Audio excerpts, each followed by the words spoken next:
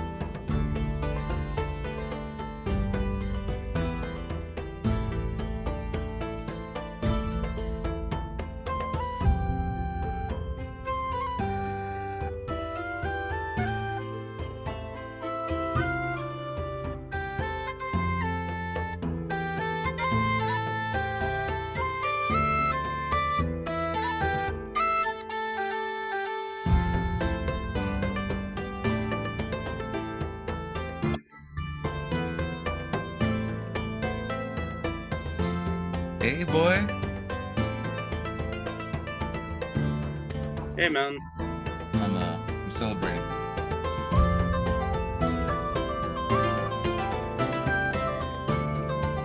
I turn this down. How you doing, Rigo? My laptop has finally done it. Oh shit! What The happened? battery has committed seppuku. Fuck. No, it just won't charge past 91%. That's the first sign that it's gonna become shit.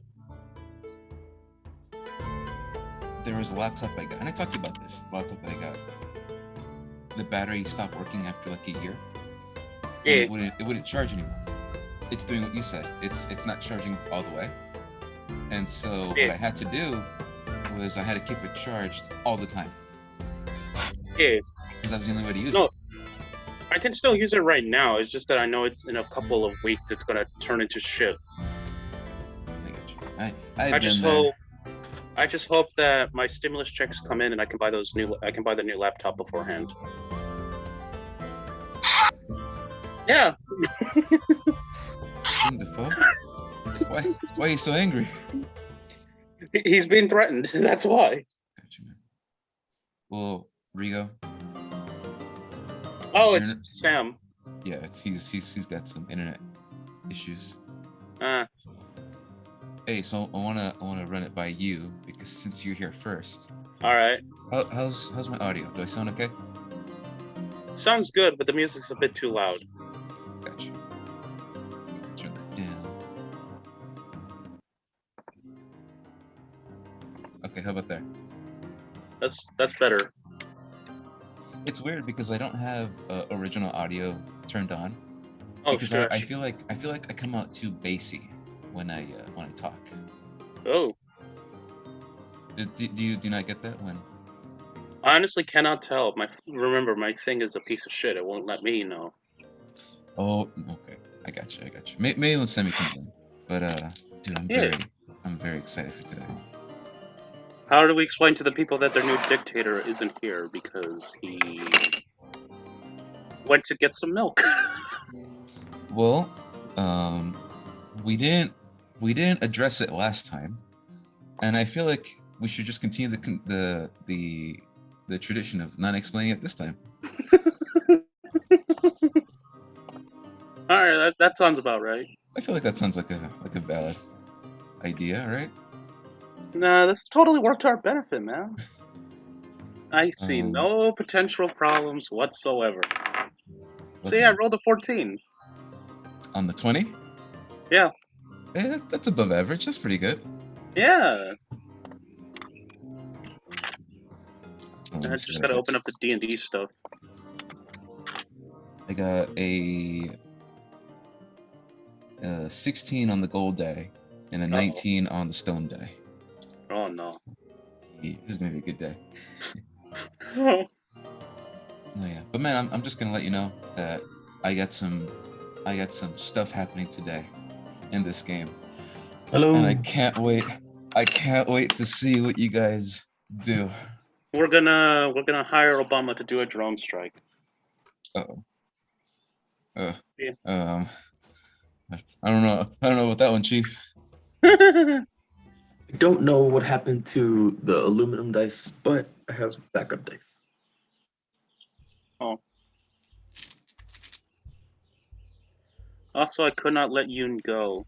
I actually threw him in my comics now. Oh, really? Yeah. Nice. He is one of the 12 Redeemers. He's gonna fucking die away from his home. That's sad. I feel like Yoon is one of those characters where you've had him for so long, it just makes sense to keep him as a part of something. Comic. Yeah. Something. As a slave. Oh no, don't worry. There is a definitive end for at least one version of him. He dies. Jesus, man. In service to his new lord, giving him the edge he needs. It sounds when you say one version of him. Well, to be fair, I don't know how this version of Yoon's story ends, so I have to keep a separate one for the comic version. Well, we'll just have to see now, won't we? For all we know, he could die here today, folks. And if he does, he will Put be a missed. Put a Pop-Tart in his grave. I don't. I'll make a chocolate Pop-Tart. Pop-Tarts aren't a real thing yet. So in he has Marvel. a sweet But sleep. you know what? We'll do Skyrim. We'll put a sweet cake on top of your grave. That works. That's the Oh, closest no. thing to a Pop-Tart. They were called sweet rolls in Skyrim. That's what. And then you'll go to Hell. nope, it'll be heaven. Super heaven. Nope, just heaven. You Oh. didn't get into super heaven. Why not? You needed 2 Pop-Tarts for that. Oh.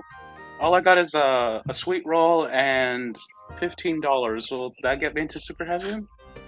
That'll get you a blowjob in heaven. I thought that was already given because it's heaven. No, heaven isn't actually all that great. You're thinking about super heaven. Assholes. Oh shit, How could man. they? I feel like if I can't Should've get into tried harder. heaven, I at least want to get into super heaven. If you can't get into heaven, how the fuck are you gonna get into super heaven? I feel like people who go to super heaven are like the Pope, Mother Teresa, the Pope. Wait. Yes. You remember that Soylent that I got? I remember. It's open. Someone used it. Who opened it? What if you opened it and you forgot? No. There's a bunch of numbers here and I don't understand any of them. It's called the expiration date. Thank you, Rigo. Now, maybe you can tell me which one of the 100 numbers over here is the fucking expiration date. 1621. 08606021953. Well, that's some really old whatever the fuck you bought, man. At 1:53 on June 2nd, 2019. No.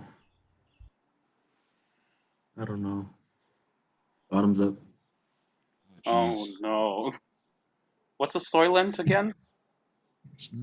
Protein drink. Yeah. Oh. Full I don't know of why. cacao and I don't soy. know. I don't know why I thought it was like a type of glue or something. I thought it was Well- when I first heard Soylent, I was like, that's for your car. Sad. Soylent is just like it's like a plant-based protein, all gummed up and blended together. You get that shit. Is what As it, vegans turns, would drink. as it turns out, Sam was actually a transformer. He's drinking a Soylent for his engines. Yo, Yeah. can you change the fucking music? Fuck this song. I'm Whoa. not playing it. Until we start, I'll stop playing it. No, skip it, please. I hate that song. It has really bad high school memories. Is it because of the shit I made? No, it's because my Spanish teacher, he's gonna make a classroom playlist, and so you just had to like email like your song, and then he would add it to the playlist.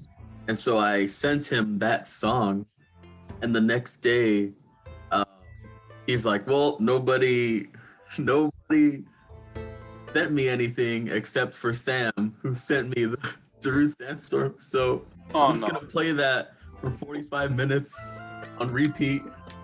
Oh no. That fucking killed me inside. That seriously killed me inside. Oh yeah, that makes sense.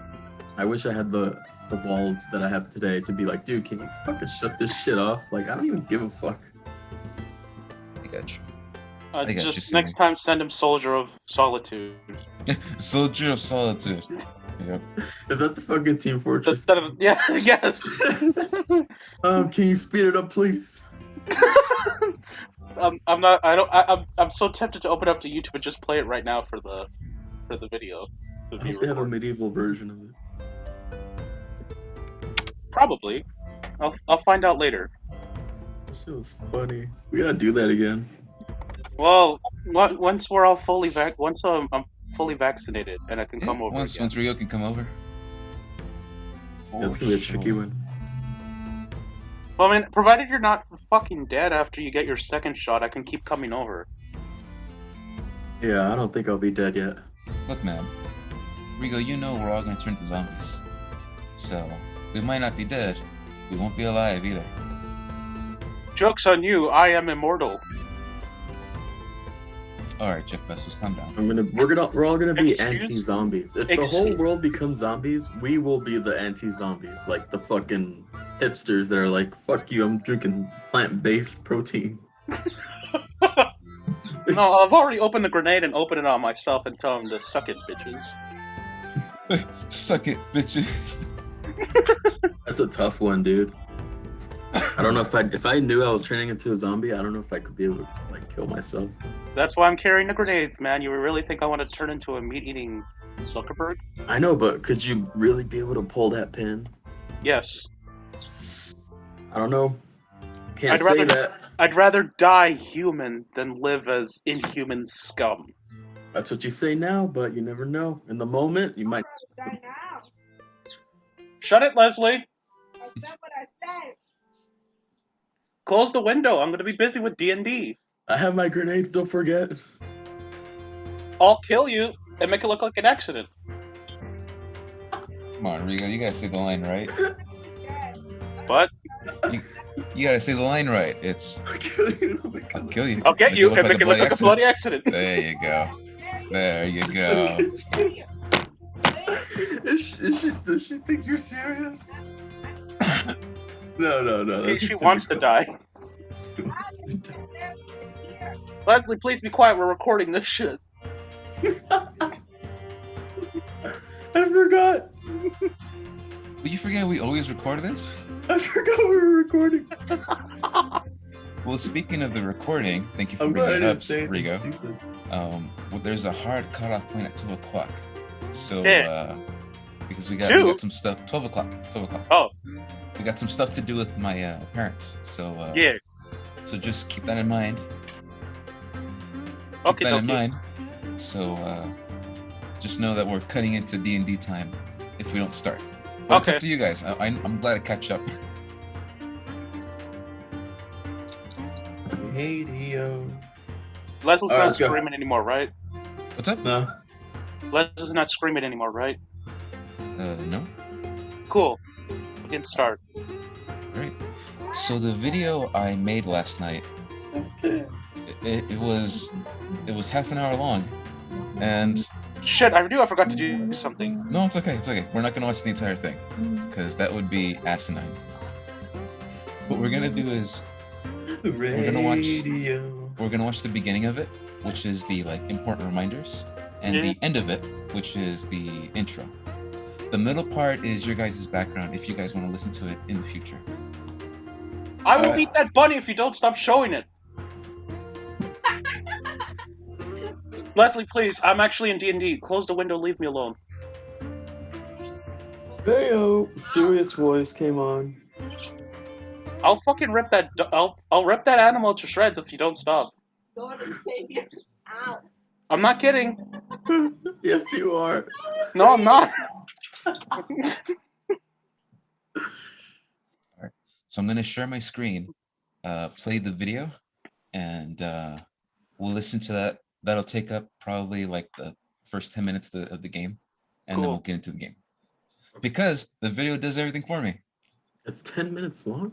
No, it's 30 minutes long. Like I said, we're watching only the beginning and the end of it because the beginning has the thing we need and the end also has the thing we need. Gotcha. Cool. But yeah, whenever you Long guys want to watch. motherfucker. What happened? You said you were going to make it that long. I know. It just, in the end, there was a lot of info that I couldn't condense into 3 fucking minutes. So that's what came out. We were given a mission. We did the mission. We lost a few people. We got rehab. We turned someone into an emu, and this follower of God became God. That's it. Yeah, there you go. Very much. Except for the people who's never watched their game aren't gonna know what the fuck we're talking about. That's actually very true. Which is why is this for people who haven't seen our game? What if I want to show it to my friends? Well, that's one thing. And then Fair like point. I told Sammy and Danny. Well, I told you guys. Once this game's done, I'll make it public, and that's it. I'll never see the comments on this fucking thing again. I'm just gonna put it out there in the world, and that's it. They can Oh, watch it if they want to. Okay. Which is weird because there's gonna be one video on that playlist, and that video is gonna be of you saying, "Kiss my ass, Jeff Bezos." No, okay. And the meaning. Just no context. No context. I wonder how they'll react to that. Yeah, well, we've also not been saying appropriate stuff. Oh, You don't say. how are they gonna know Maybe- it's us? Yeah. And Who's actively looking for videos on us? At this point. Worst comes to worst, Jimmy, I'll just tell you to unlist them again if I have to apply for school. mm, And then Well- relist them. at that point, I'll just make them private. Oh, Because unlisted means that they can still watch it because they have the link now. Oh, they got your video. yeah, but not the people who are looking for the link. Oh, you know what? If I make it private, the people who have the link for the unlisted stuff won't be able to watch it because it's private now. So it makes Yeah. sense. That's why. All right. I'm gonna play. Hey, it's got one view. I don't know who saw it. Probably me. Okay. So Everyone can join me on this hair journey of me deciding not to cut my hair. Throughout this quarantine. depending on what happens, I might work on this again. I doubt it, but I think this is fine. So I'm gonna put this on, and then we start. So Coolio. that means if you got to use the bathroom, now would be the time to use it. If you got to get the water or food, now would be the time to get it. I'm good. I already ate breakfast. I am good. Okay. I I'm checking myself. I'm okay. Okay. All right, let's do this. Does anybody else love the smell of dirty sheets? No, I actually like them when they smell clean. I'm just kidding. I just washed the small blanket that I got for Christmas and used fabric softener. It's going. Shut the fuck up. Oh, right. Turn up. Now I gotta restart it. Well, it sounded broken. I actually couldn't tell. Well, it's because My Zoom sucks ass, I know. there's no video because that would mean you guys would be watching me like robot. Because when you share a video on Zoom, it sounds pretty bad. Oh, yeah, that's true. So also I'm surprised that it's not loud, which I don't like. I don't like that it's not loud. And it's on like the highest audio. Uh-oh. Get ear raped.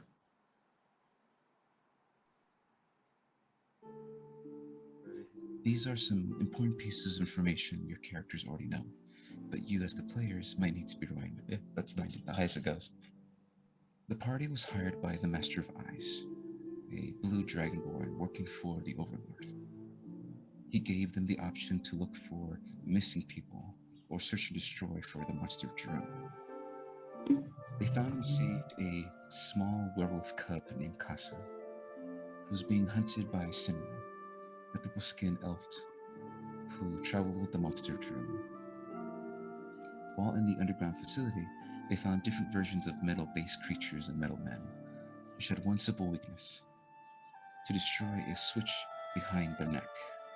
Also, as a small note, once the metal men were destroyed, they would bleed black oil and blood, and then explode once they finished scanning what they had destroyed. Ravix, or the Master, created the feral serum, a pink gas substance with the ability to turn normal creatures into raging monsters. Ravix also apparently captured the obsidian carver Julius Ironheart.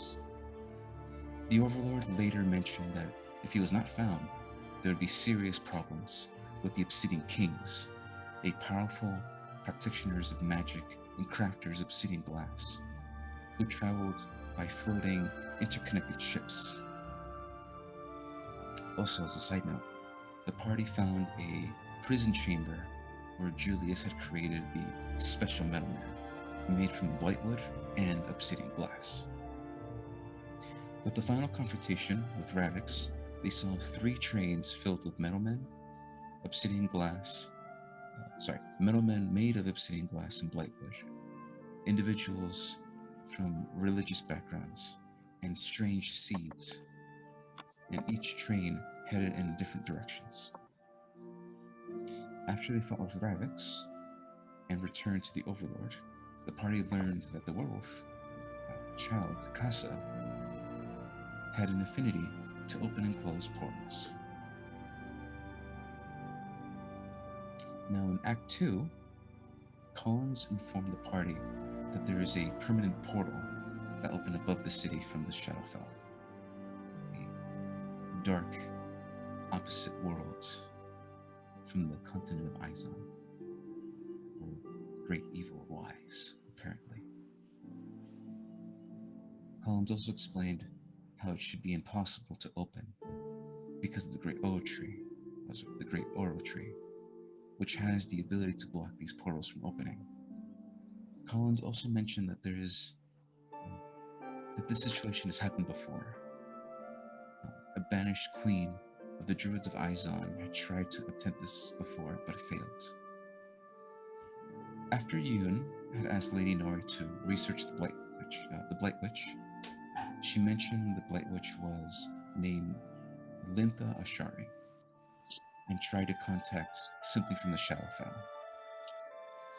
And in return, she would get her lost child back.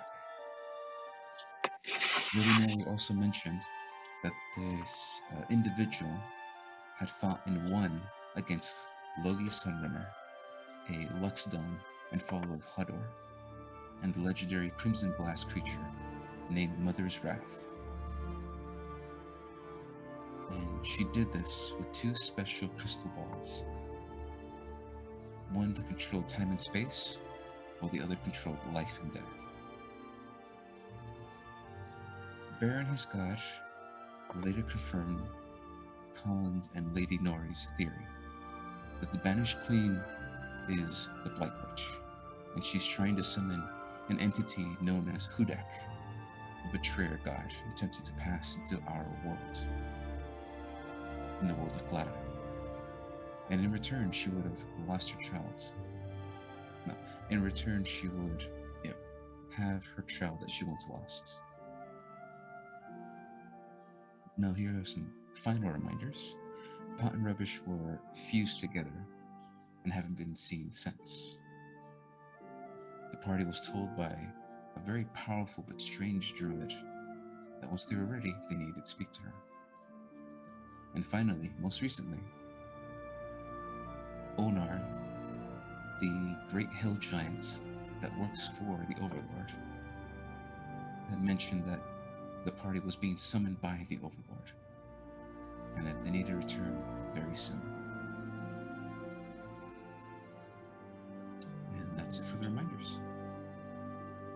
Next, we'll be continuing on to the player backstories that have developed, which we won't, because that's going to take too long, and we'll be here for 30 minutes.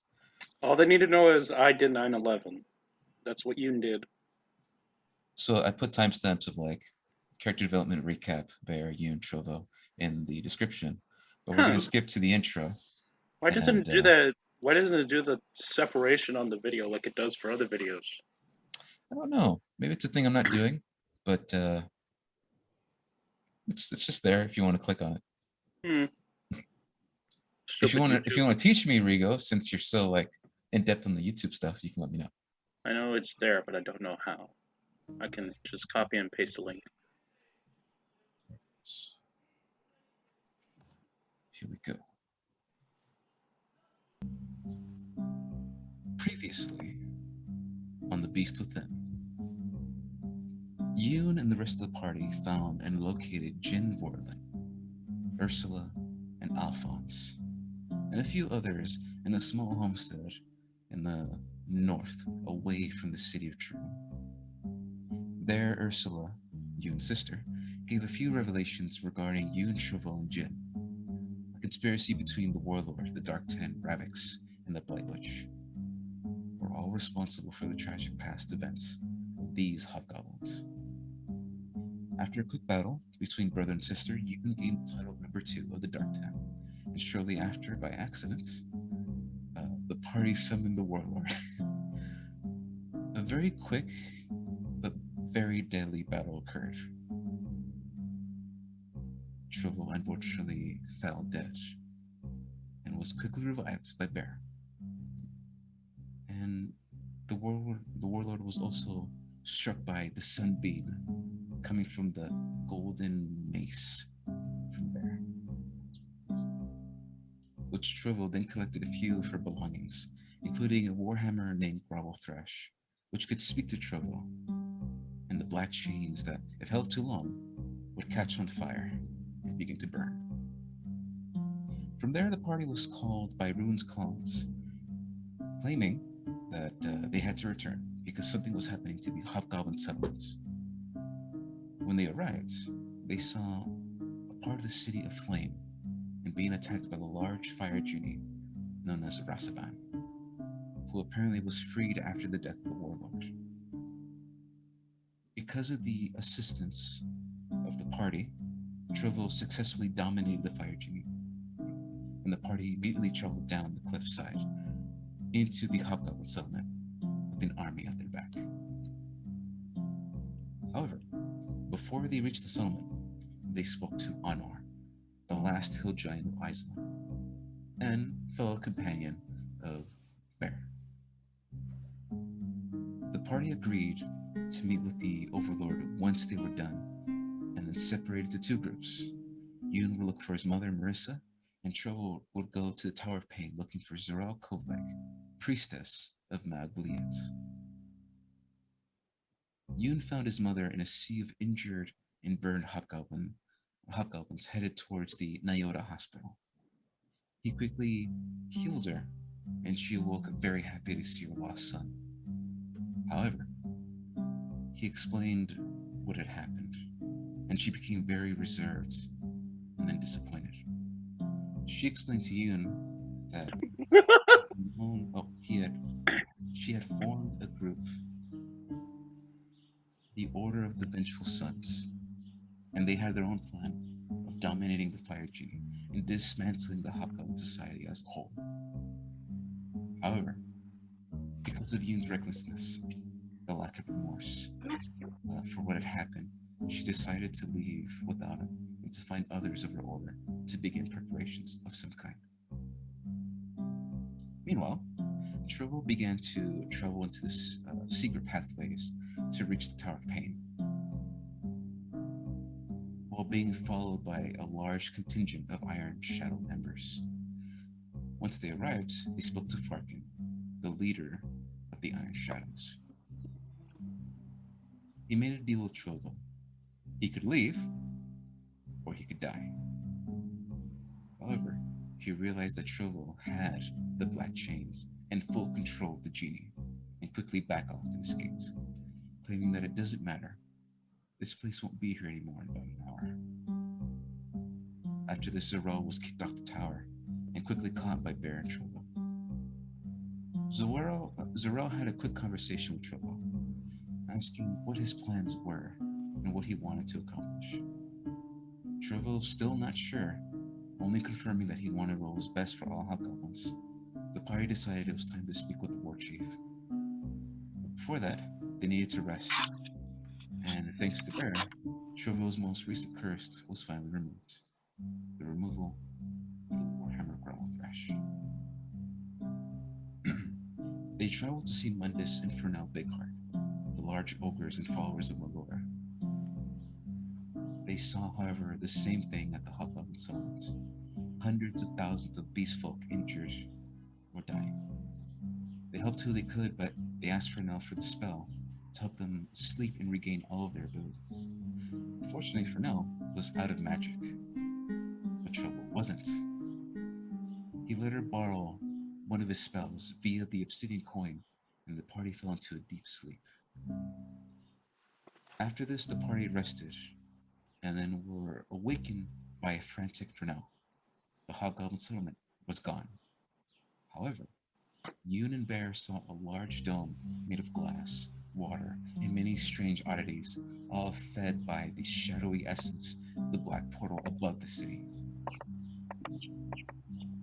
Before the party could react, they were assaulted by bulbous and lanky creatures with the ability to explode into acid and poison. Also paralyzes those who are bitten by them. The group defeated the monsters, and thanks to one extra shadowy skeleton summoned by you, a replicate copy of Jormunder. And that is where we last left off.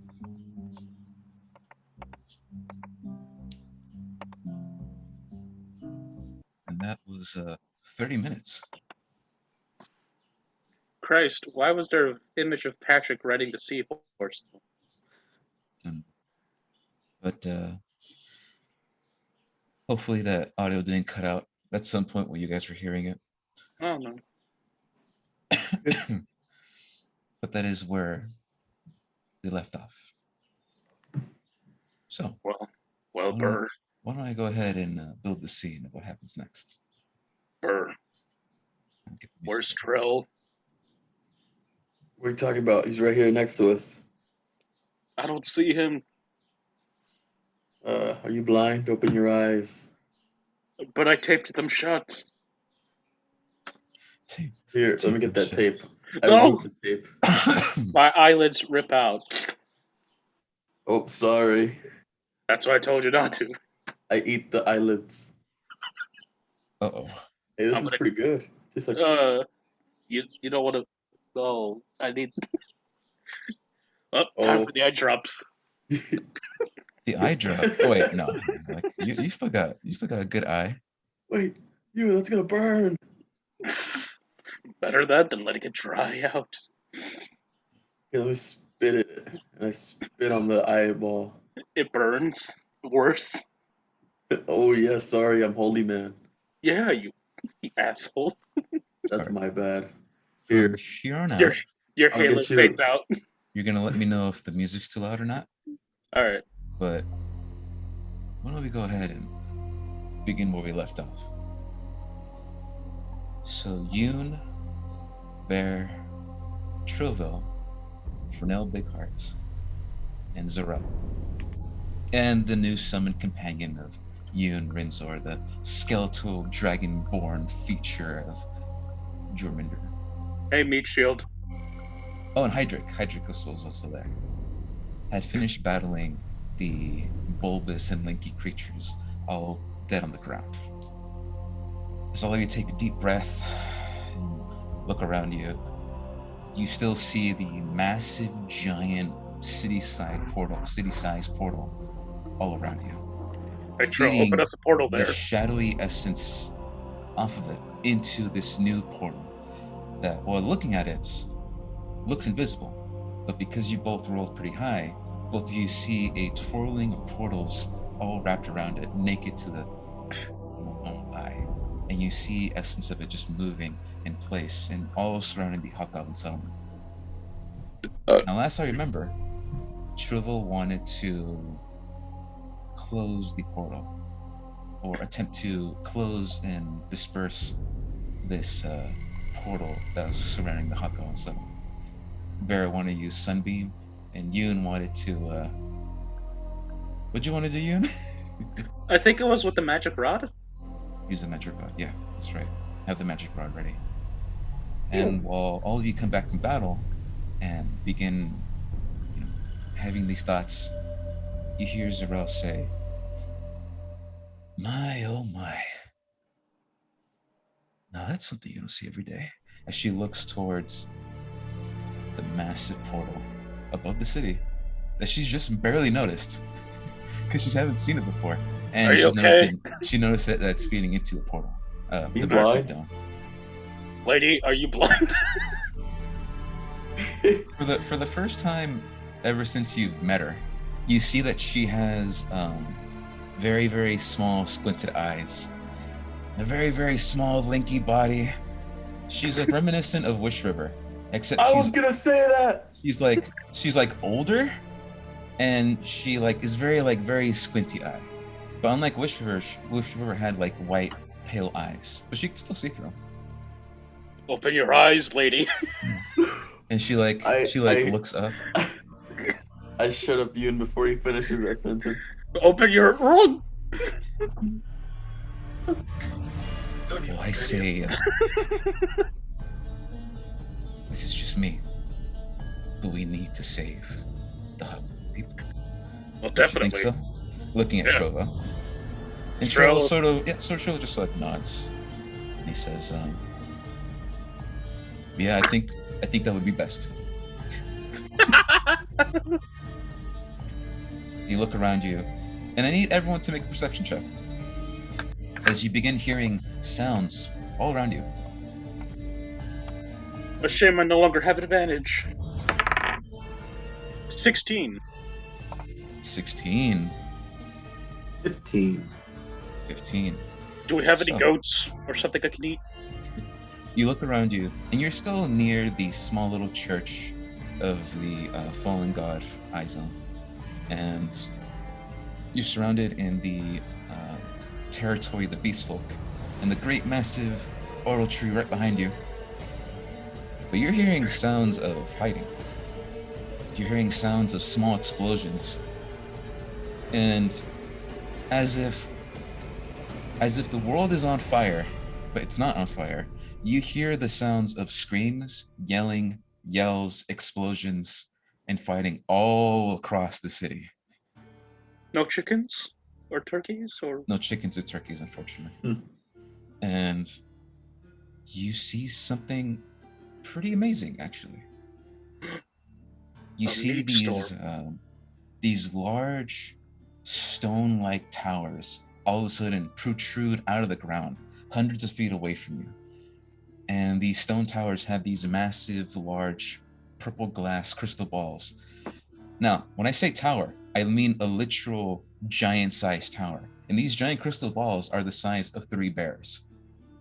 Just all of a sudden protruding out of the ground. And they have ancient writing on them. And you've never seen these towers before, or their designs. But they come out, and you hear the as they begin to crackle with energy. And all of a sudden, you see thunderbolts lashing out into very precise locations. A good 80 feet away from you, you see a bulbous, lanky creature begin to notice all of you and head in your direction.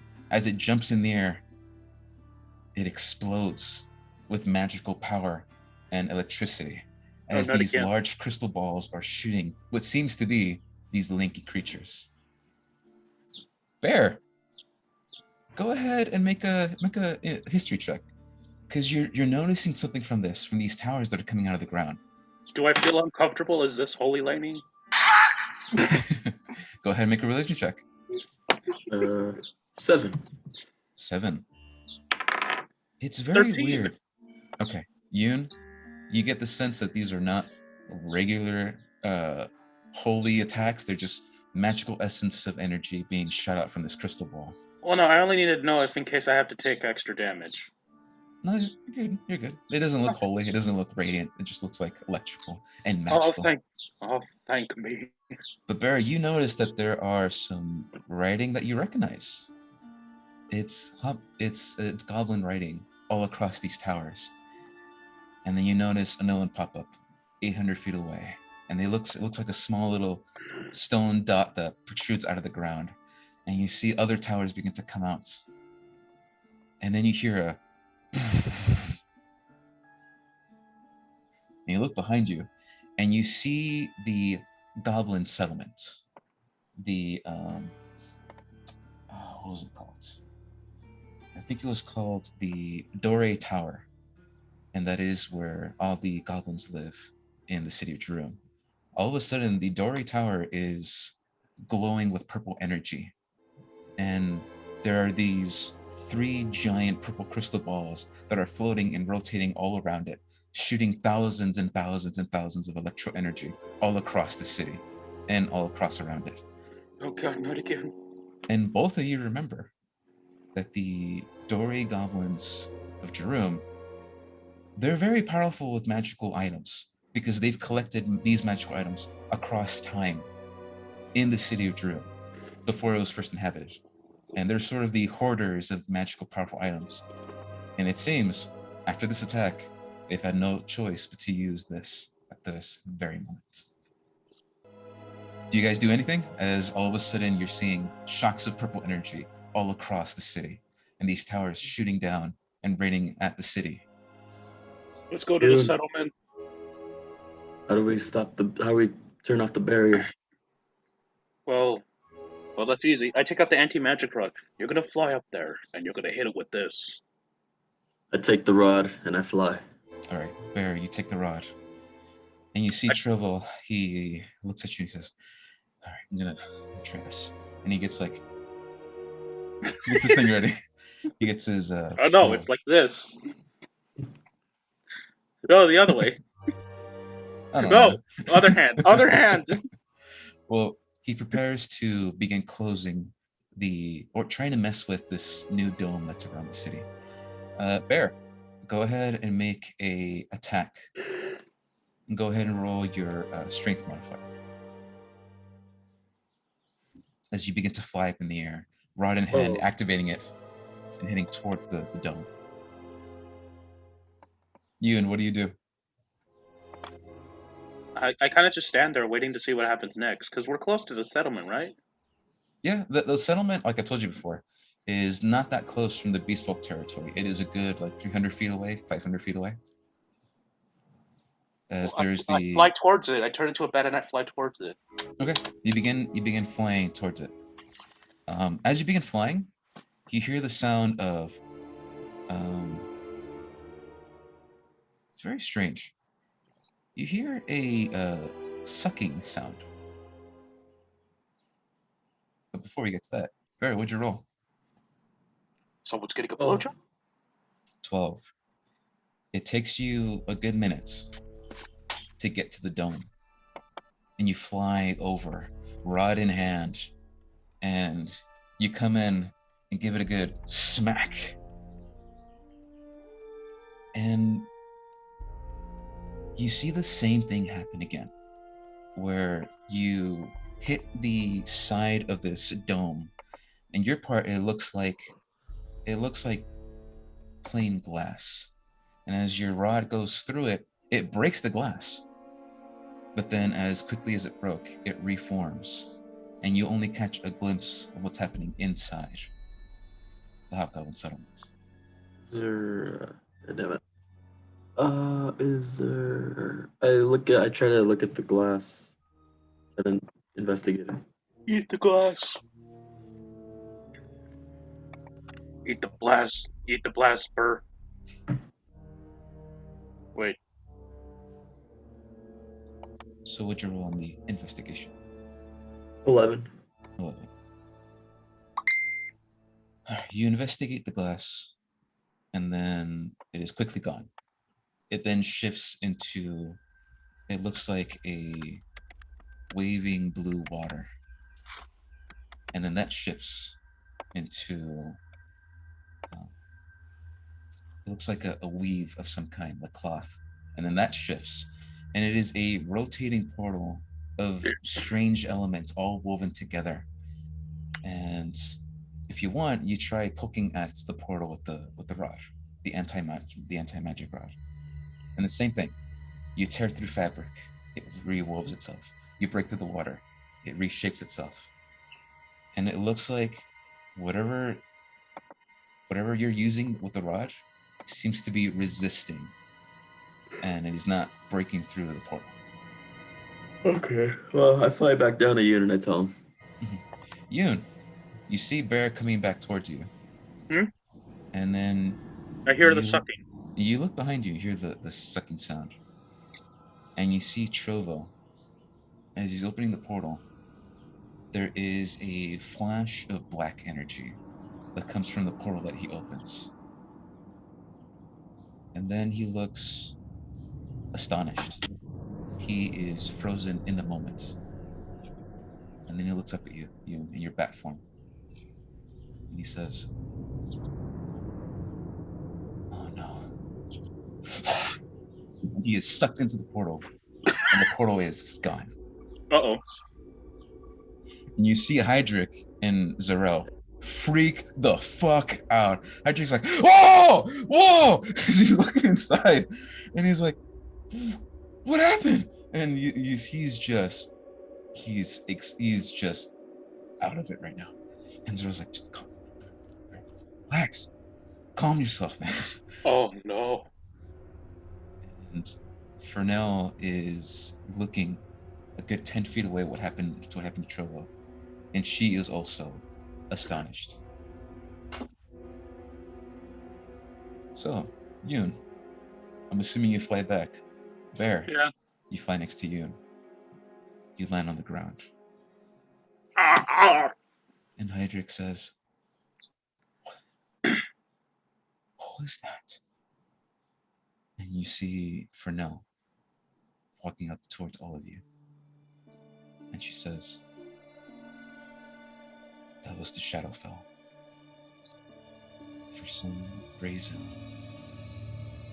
Trovo tried to open the portal inside the Hobgoblin settlement. But it was just the Shadowfell. And it sucked him in. What does that mean, lady?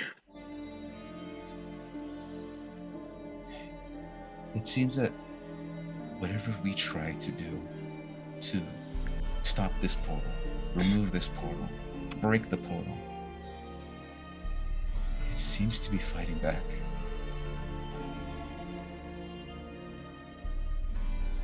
Well, fuck us.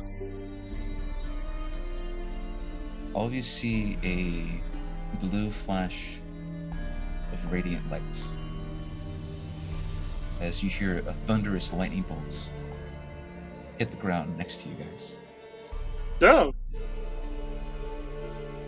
And you see the twin sister of Frederica Light. This is Frederica Bright.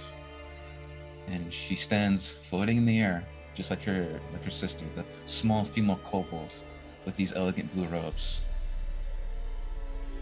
And she says, greetings, Yoon.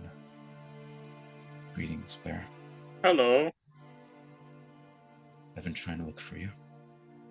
And Sorry, we're kind of hard to find. I have noticed very much as you hear the sounds of crackling energy and fighting all across the city.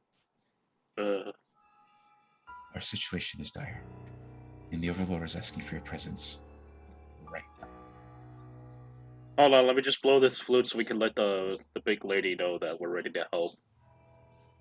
You begin floating, you blowing the flute? Okay, go ahead and make a performance check. Blow? You said performance? Stop performing, you for real. 5. 5. You fucked Okay. up. It's a very strange, elegant flute made of, made by druids. It's all elegant and beautiful with elements of druidic, craft. But as you begin trying to blow into it, you just hear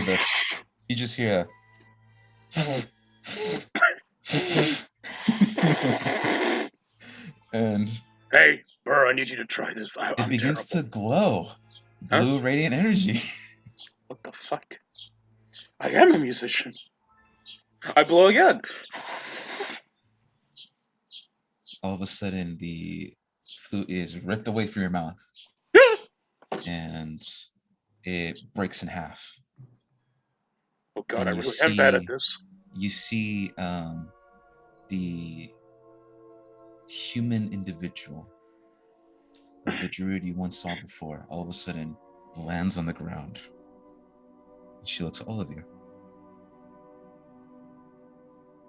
Great. And she looks at all of you and she says, This is a good time. And you see that she is covered in a lot of dirt and a lot of sand. And she said, My god, she's beautiful. Excuse me. And she waves her hands. And all of a sudden, all that dust and dirt and sand begins to whift away from her. And it lands on the ground. And she says, I need to speak to the Overlord. Oh, Now's that's the just a time. funny. What a coinkydink. He wants to speak with us right now. I figured this is a good time to summon you. She begins to look around and say, "Where's what the fuck is that?" Looking at the giant skeleton dragonborn creature that's sort of just standing there with the giant glaive.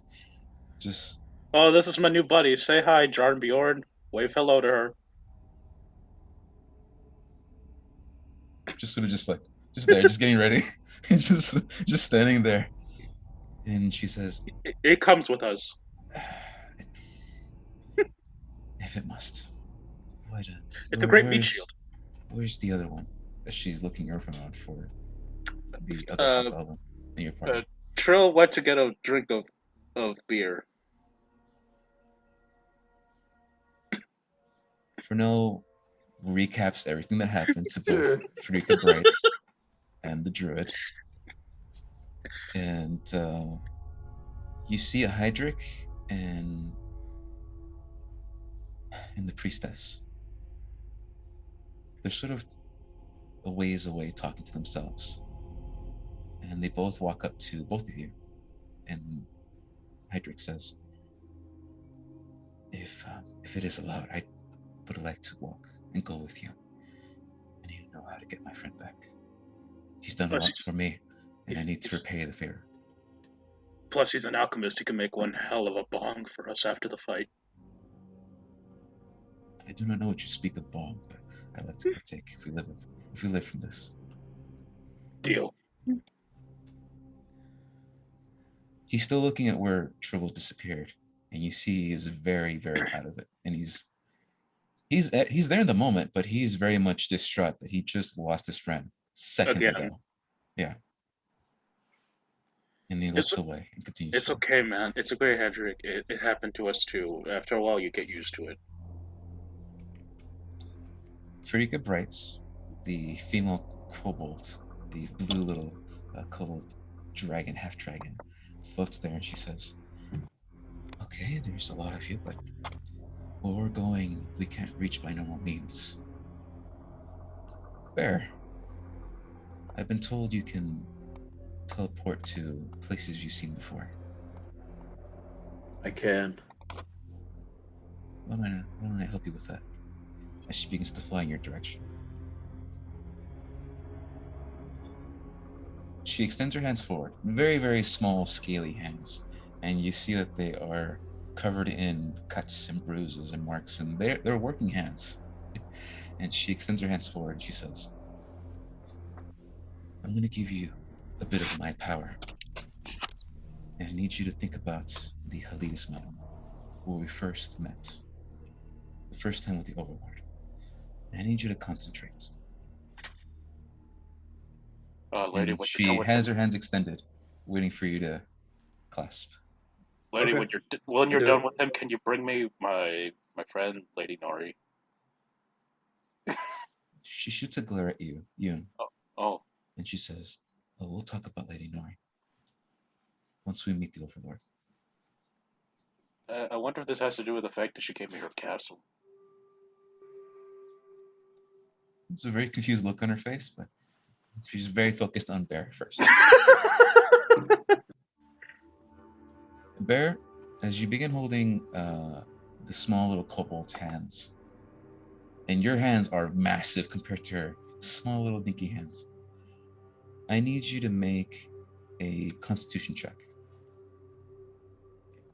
You're not, and this doesn't expend a spell slot, by the way. This is just you make a Constitution check. 12. 12.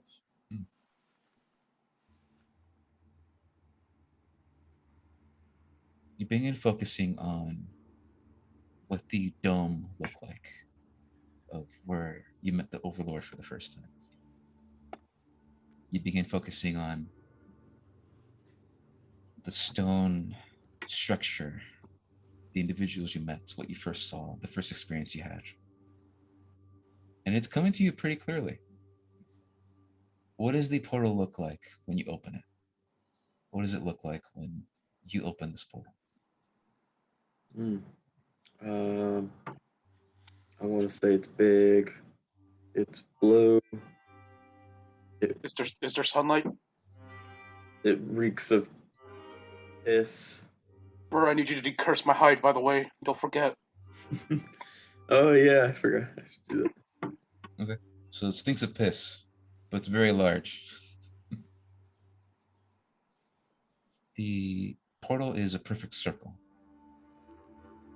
And it floats there in the air as it tears itself apart. And then it begins to rotate very slowly. And she says, I thought we were going to be here for a while, but no, you did, first try.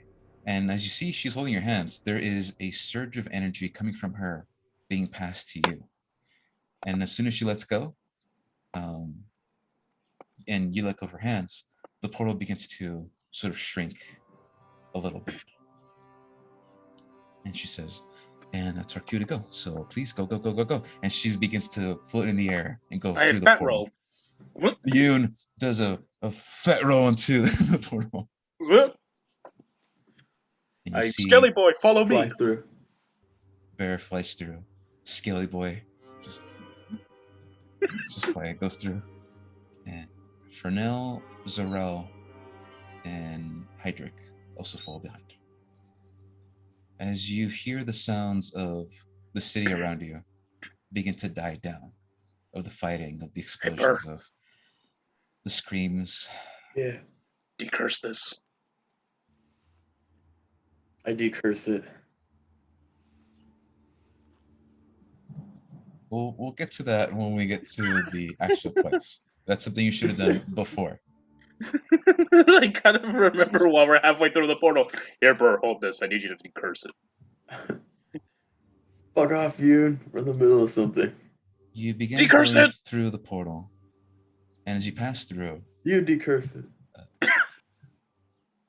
Bear, there's a strange connection that you feel to the air around you.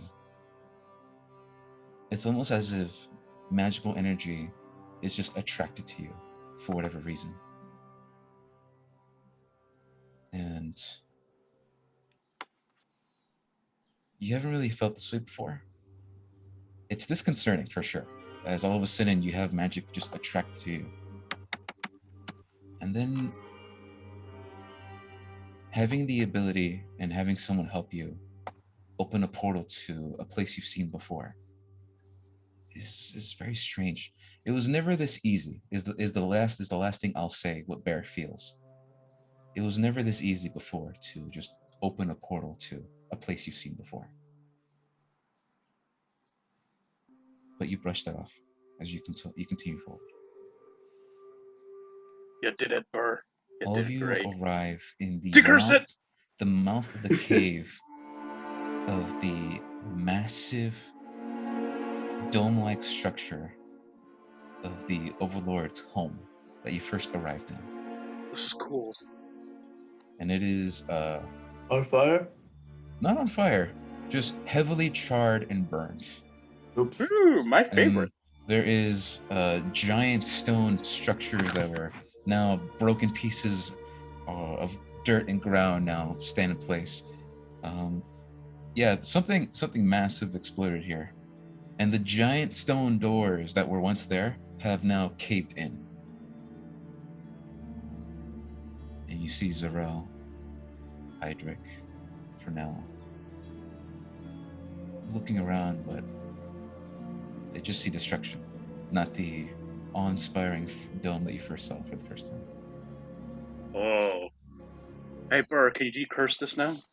I keep harassing on this. Alright, yeah, man, let me get that. Okay, so all of you begin to go through the portal.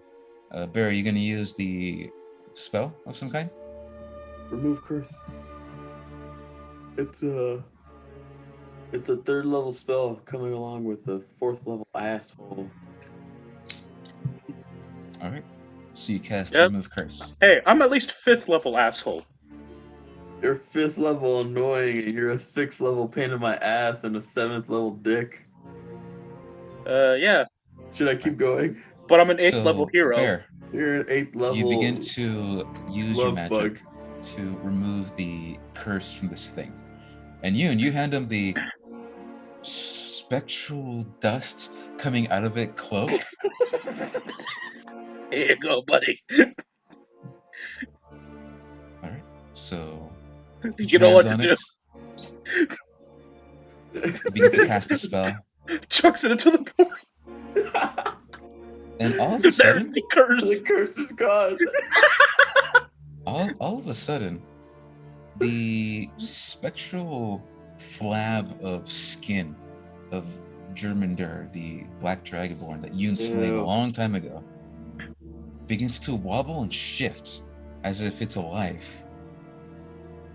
Yo, this thing's cursed to shit. And then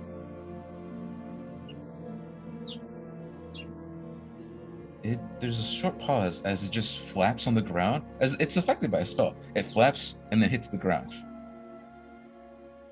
And everyone's like looking around like, what the fuck just happened? You have the kobold, Fernell, and the other hobgoblins like, what the fuck? Looking around and seeing this thing wobble and hit the ground. And then Zarel says, I dropped it? no, you hit the spell with it and it just flops to the ground. Oh, I'm sorry, Yoon. And Zarel says, is that thing alive or what is it? It's possessed by a ghost, as far as I could tell, who wants to have revenge on me for killing him and skinning him and wearing him like a cape. And it just rests there. Nothing really happens. It just rests on the ground. I kick it. Okay. Bear, go ahead and make a dexterity saving throw for me. It kicks back? It kicked it back. 16. 16. Damn it, that's what you needed. So as you begin to stomp your way forward and fucking kick it, gangster style, as you kick it, the giant flappy scales begin to violently move, and you see the spectral form of a ghost, of a dragonborn, come out, shooting out like a rocket, as it screams in agonizing pain, up, up, up, up, up, up. And you recognize this individual immediately, and this is Jormungandr in his spectral form. What the fuck, he's going to heaven? And he streams outward. And Bear, there is this necrotic energy that comes after him like a trail. And it goes through your leg and about to hit your face. But you quickly dodge out of the way using your wings. And you are unscathed. As the spectral form flies in the air, it gives a screechy howl and explodes into spectral dust. And you just are covered in dust and particles of Jormungandr as it flies all over the ground. I never thought I would say this, but I'm so glad you helped me manage to kill a person twice. I am so happy. I am not happy. Thank you, buddy. You helped me. Come here. I hug him. Thank you. I start wearing the cape again. Wait. So the corpse is still there, right? It is a skin. It is a cape skin of the filleted skin of the dragonborn that Yoon once killed. The corpse. No, it's not a corpse. The corpse, I ate some of it, and then the rest of it is somewhere in the forest, still rotting away. And so Yoon, it's still processing. Yoon, you could have in your inventory a regular dragonborn, a black dragonborn hide that is no longer cursed. I thought it was already like that.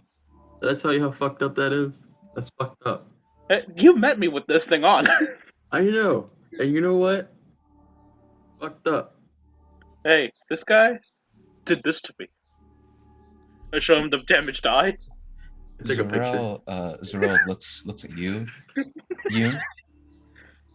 and she says, "You're gonna have to tell me the story about that one." And she points towards the filleted skin of the dragonborn. I feel like we can share a drink if you want. Oh yeah, definitely. Well, I wish I could drink. Being a vampire sucks. You begin hearing the thunderous steps coming from the direction of the giant double doors that were destroyed. Hey, just get me a glass of blood and we'll drink together. I tell her. And you see the massive rage drake, the blue dragon-like creature without any wings, begin to walk into this dome. And she Buddy! looks at Frika Bright. And the large draconic creature. Like I told you before, it looks like a lion. Sorry, it's the size of 3 lions. And it is a massive, massive, giant draconic creature. Thanks for giving me the edge of the human centipede with lions. And then nods his head. And he says, "It is time." That was And well timed. You see Frika Bright begin to wave her hand forward, and she says, "Okay, it's our turn." And you begin walking towards the giant stone double doors that are cracked, and walk towards the large hallways. I need Bear. You have the highest passive perception, so I'm not making you roll for this. But while this was happening, you removing the curse of the Dragonborn. You did hear talking coming from the direction of the double doors that are cracked. You did hear the sounds of people conversing. And you begin walking in that direction. Or flying if you want. I fly. Oh, hey, where are you going? I follow him. I'm gonna fucking see what's up with this shit. A moment passes, and then you're in this massive grand hall, and there are stone pillars that protrude, and you see surrounded thousands upon thousands upon thousands upon thousands upon thousands of books. Books of all kinds. I like books. Is there one for helping to grieve a friend? Yeah, it's on the top of the shelf. You see Frika Bright say, you want to go to section B5. There's a good one over there for you. Oh, thank God. I go to that section. Well, it's ways away. It's a good 800 feet away. This is a massive, giant hall. I go! I need to learn how to cope. It's, from all I'm going to say, it is reminiscent, and Yoon will get to you. It is reminiscent to the large hallway in the Bastion Towers, where Collins had his small little miniature library, except it's bigger. And so many Yoon, books. you begin going to the bookcase where Frika pointed generally in a direction. She didn't really tell you where it is. And you look to your left as you begin flying in your bat form. You look to your left, and you see that there is a large... It's like a circle-shaped table. And there are individuals all sitting and talking, conversing with each other. And the other side of the table, you see the Overlord in a small kobold form, speaking with other individuals. And Bear, you see this too, but they're a good 100 feet away. And this large... I'll get back to you guys. I go for the fucking book. There's 2 cobalt individuals doing what? Talking? One of them is the Overlord. Oh, gotcha. I walk up to him. Hey, Chief. I demand a renegotiation. Free my girl. Free my girl? So, Bear, when you get to the table, this is who you see. You see 2 very familiar faces. Ooh. One is of a very small mouse folk, not Collins. Collins is sitting next to this individual, but is not Collins. This individual is Habo, the Light One. This is the Merchant Lord's assistant of Julesel Neverborn, who helped you locate the book in Mace a while back ago. Oh, cool. And he's sitting there, and he has a very concerned look on his face. And in front of him on the table is that same strange seed thing that you found in the underground facility a long time ago that you gave him. The seed. It was a strange seed that smelled like a peach, but when you touched it, would bleed. Would bleed. The Baelit. The Balent. Look, man, I'm not surprised if you don't remember. This was 6 months ago, but it is something that you found and then gave to this individual for It's shits when and we went. giggles. It's when we broke into that one area and you grabbed the seed, thinking to yourself, "This could be cool," and then you gave it to him. Yeah, it's pretty cool. Can I have it back? Is it still bleeding for him? No, actually, it's dried up. But Dried we'll up, get to it. yeah. You're not He there. bled it out. He Yoon, bled you're it not out. there. You're flying Oh. away. Next to that individual, you see a large, very large, orc individual, Shrek. and you see that this is Mr. Henway, another individual who helped you find your book in Mesa a while back ago. And then you see Collins. You see Farika Light. You see the Overlord. And they're all having an intense conversation as you begin going closer and closer. As you say, "Hey, Chief, we need to negotiate." Just a little something. This is saving the world in Jerome. This isn't just finding some old ladies. You hear the orc individual, Mr. Henway, say,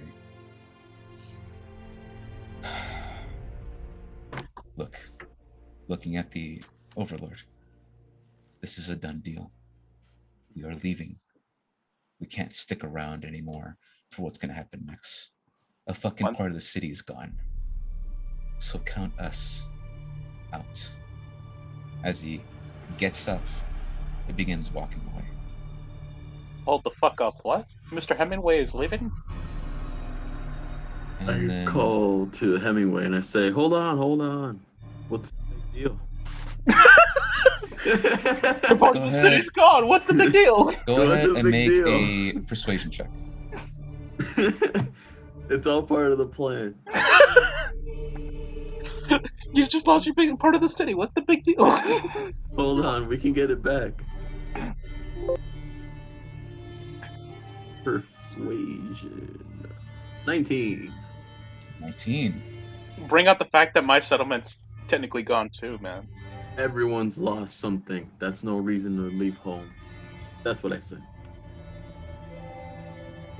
He looks at you very curiously, and you see he's still elegantly dressed, but you see he has a large double-barrel shotgun strapped to his back, and these large metallic-like pistols you've never seen before, but they're very elegant, and they're not revolvers like you've seen many times before, like Trovo. These are elegant, straight pistols that he has on his sides. And this boy is strapped. Oh. And he looks at you. He looks at you and he says, "Notice the halo."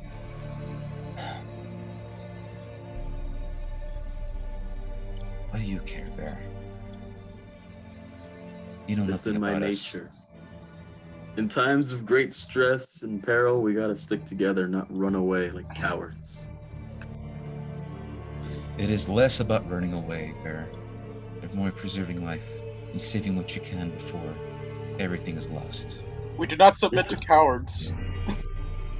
As a follower of Hador, you cannot lecture me on what it means to preserve life. He looks at you very curiously, and he says, "If you're gonna be here, I might as well hear what you have to say then." As his demeanor changes a little bit, and you see he's smiling a little bit, knowing that all of you are here now. And he says, and looking back at the Overlord, and the Overlord was gonna say something. He was standing up and walking towards, and about to say something, but very gives a quick nod to you, Bear, as he recognizes what you did for him, as he sits back down. No, you better get my. Yoon, you arrive at the edge of the wall, and there are a fuck ton of books. What do you do? I look for the one that helps with coping with the loss of a friend. Okay, And your bat form, go ahead and make a perception check. What's my modifier for perception as a bat? Let's find out. I think you said it before, but I can't remember it. Please give me a natural 20, folks. It's a +1. Oh. 9! Okay. You see there are a fuck ton of books. Some that you can't even read because they're not in your language that you understand. Fuck. There is one. It talks about the oddities and complications of loving your friends. I grabbed that one! And it says that this one is from Sir Hathaway of Land of Scorvy. I'll take it. Oh, I take the book and I fly back. You take the book in your bat form, and you immediately drop 80 feet down. Ow! Because the book is too heavy for your bat form. I turn back to human. I turn back to Hobgoblin. Okay. I Well, run just to back. let you know, if you do that, you're gonna fall 80 feet down. Well, no, you told me I already fell 80 feet down because I'm holding the book. Go ahead and to finagle this. Go ahead and make a strength check All right. to see if you successfully pull the book out. Still as a bat. In your bat form. What's my strength? What's my strength as a bat? -4. 5. Ow. That's the problem. The problem is that you do take it out eventually, but you're up there for like a good 5 minutes as these people are having a conversation down below. So Bear, you begin to sit at the table, and you see Hydric, Zarel, the druid. Can I retroactively say that after a minute I turned to human? I turned to Hobgoblin form. Okay, I was gonna say how long you're gonna stick with this bit, but sure. At some point, when you realize that the book is sort of just stuck in there, you say, "I'll come back," and fly down. I turn back and I grab the book before I fall down. Oh shit! Yo, it's gonna fucking echo. So you want to turn back into your Hobgoblin form. Yes. Pull the book. Yeah. And then turn back into your bat form? No, just fall down and accept the consequences. After grabbing the book. Okay. Go ahead and make a acrobatics check. As you quickly turn into your Hobgoblin form. You said acrobatics or athletics? Acrobatics. Oh, right. Natural 20. Hey! Got it.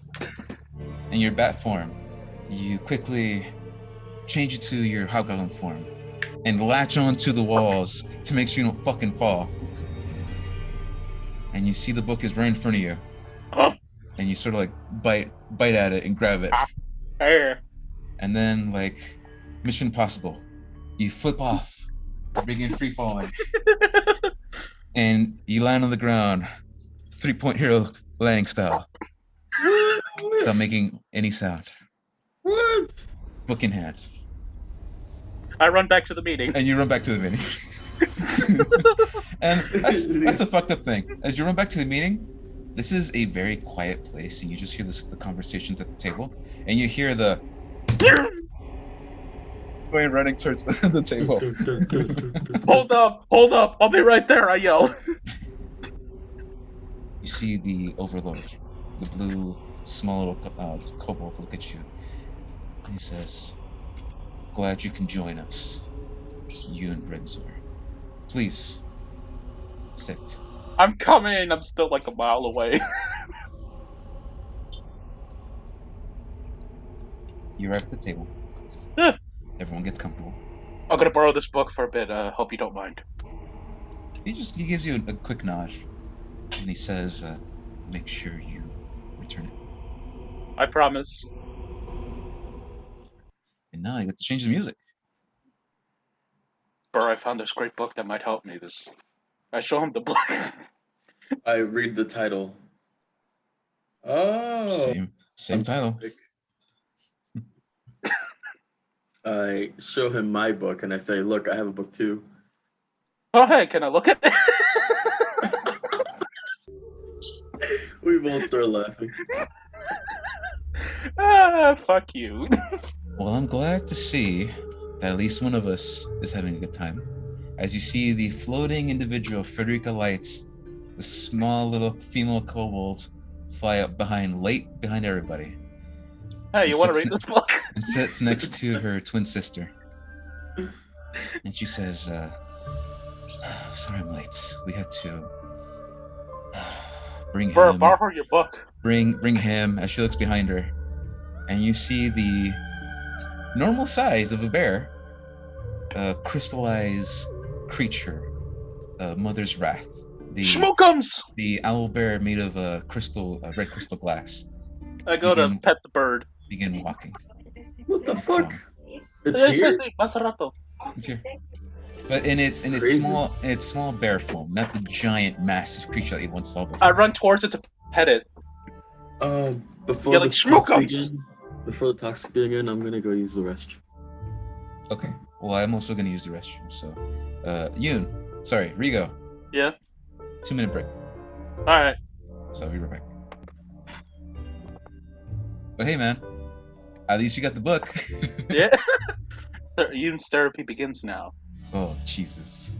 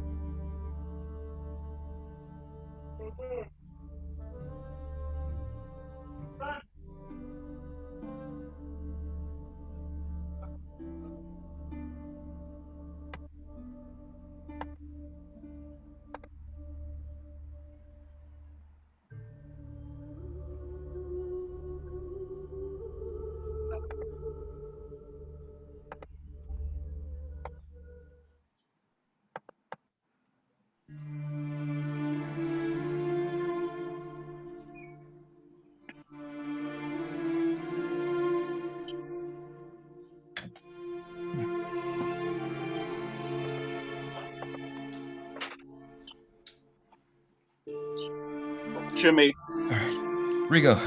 Yeah. Did you hear any rattling in my recording? Not really. Okay, good. Jimmy. Yeah.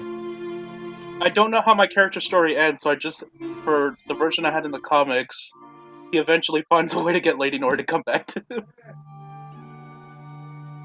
It's actually a good ending. I like that.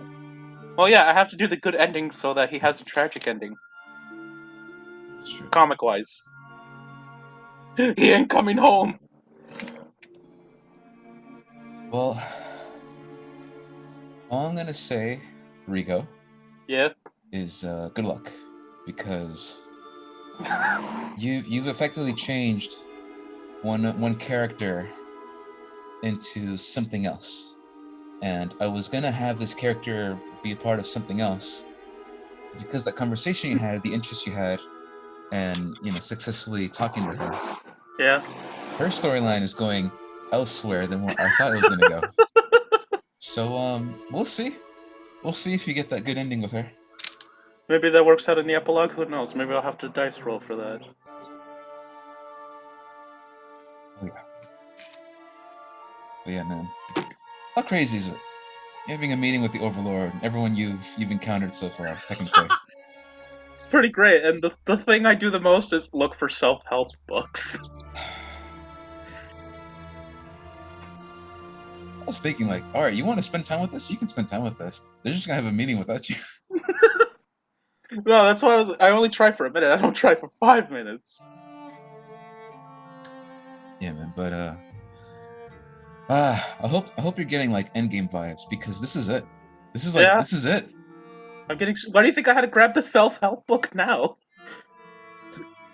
And decurse the hide. And Decurse the Hide, which not as chaotic as I thought it was gonna be, but yeah, you successfully decurse the Hide.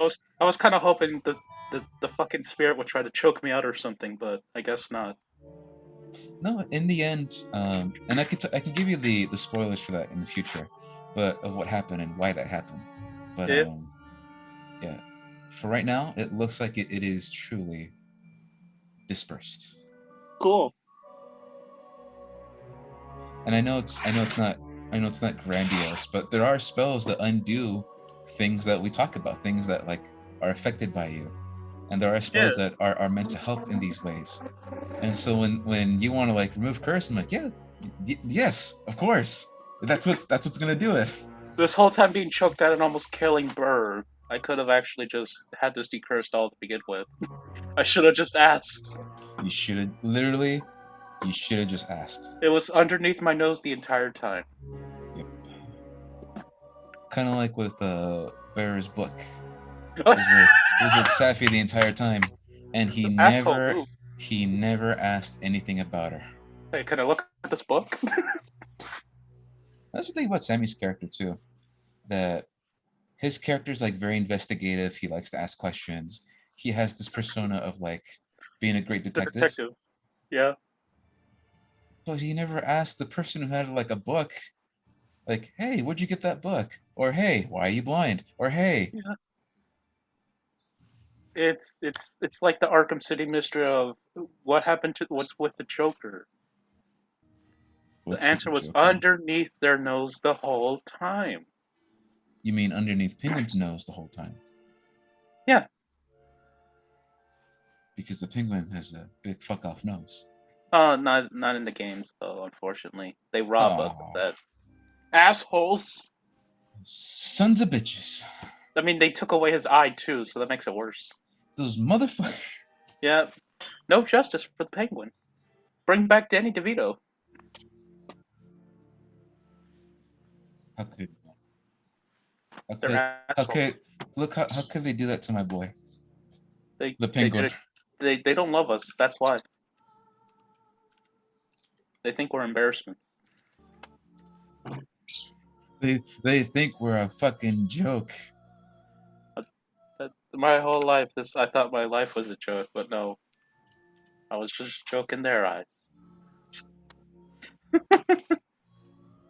Well, what I'm gonna do is where is this?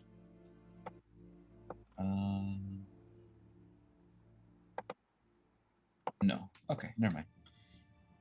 It looks like we're good here. I'm trying to see if there's any other notes I need for this, but yeah, it doesn't look like it. Yep. Cool.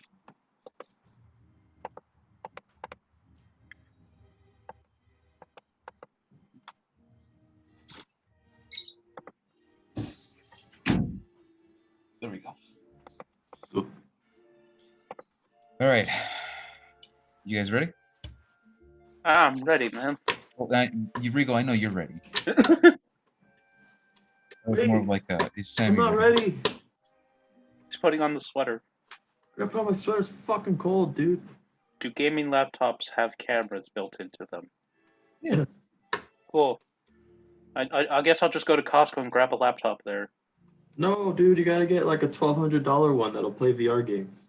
No, I know. They apparently they have them over there. No, dude, they're cheaper on the internet. What? Okay. Look, I'll talk to Oh, my no. cousin Alan. Hold on a second. Hold on a second. Telling me to hold on? How dare you? I'll fucking kill you. I'll make it look like a fucking bloody accident, you son of a bitch.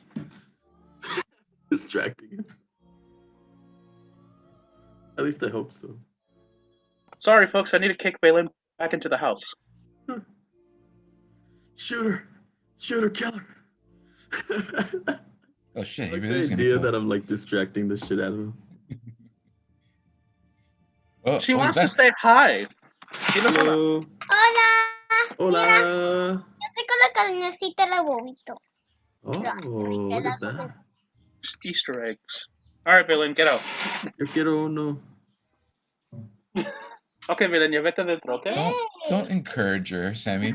Don't encourage She her. said psych. She's gonna wanna. Psych. She's gonna wanna stay. She said psych. Psych too. To you, it's like, here, have an egg. Psych. Oh. I am so proud of you. No, ya nomás, ya vete. No, yo no puedo enfocar ahorita. Jugamos. Más a rato, ¿ok? Te prometo. Please. Más a rato, ya ándale. What if we heard a gunshot? Rico. No. Rico, mira.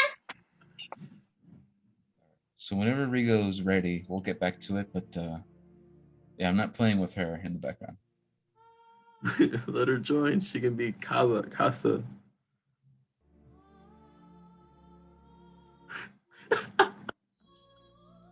Which is pretty funny you mentioned that. Psych. Oh shit, he got up. It's over. She's gonna be like, Rigo, no! Váyase para atrás, Balin. She promised to stay quiet, so. That's not possible, but we know it's not a. We know it's not a thing that she can do, Rigo. She's gonna listen to zombies. She doesn't have her phone this time. All right. Look, if she makes a lot of noise and starts distracting, I'm gonna have to pause it. Okay. If just give me a heads up if she starts making too much noise, and then I'll kick her back into the house. Right. Figuratively. The alternative is I can mute you, but I'd rather you talk during this because it's very, very important. Yeah, I know. That's why. Okay. So getting back into it, you are in a meeting with a lot of individuals on a round table, and the Overlord is sitting perpendicular from where you guys are sitting. Cool. And he clears his throat. Yeah.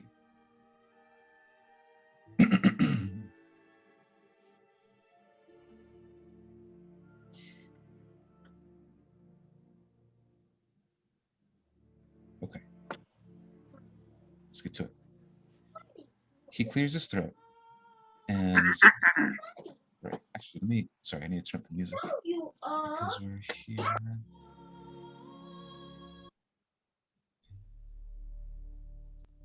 Hold on, let me see if Luis is gone from the room. Right. Okay. Well, holding on a little bit more.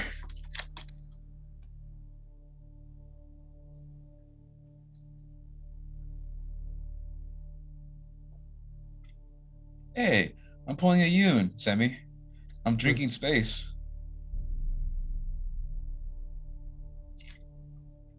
All right, never mind. Screw you then. I don't care.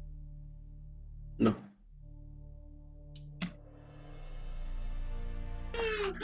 The minute I decide to like go to the kitchen, Balin says bye. Okay. All right, sorry All right. guys, I'm so sorry. This reverse psychology is incredible. She really is my sister. He clears his throat. He says,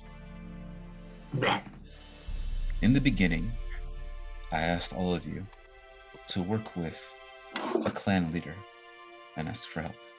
Yeah. Oh yeah. But we killed the clan leader.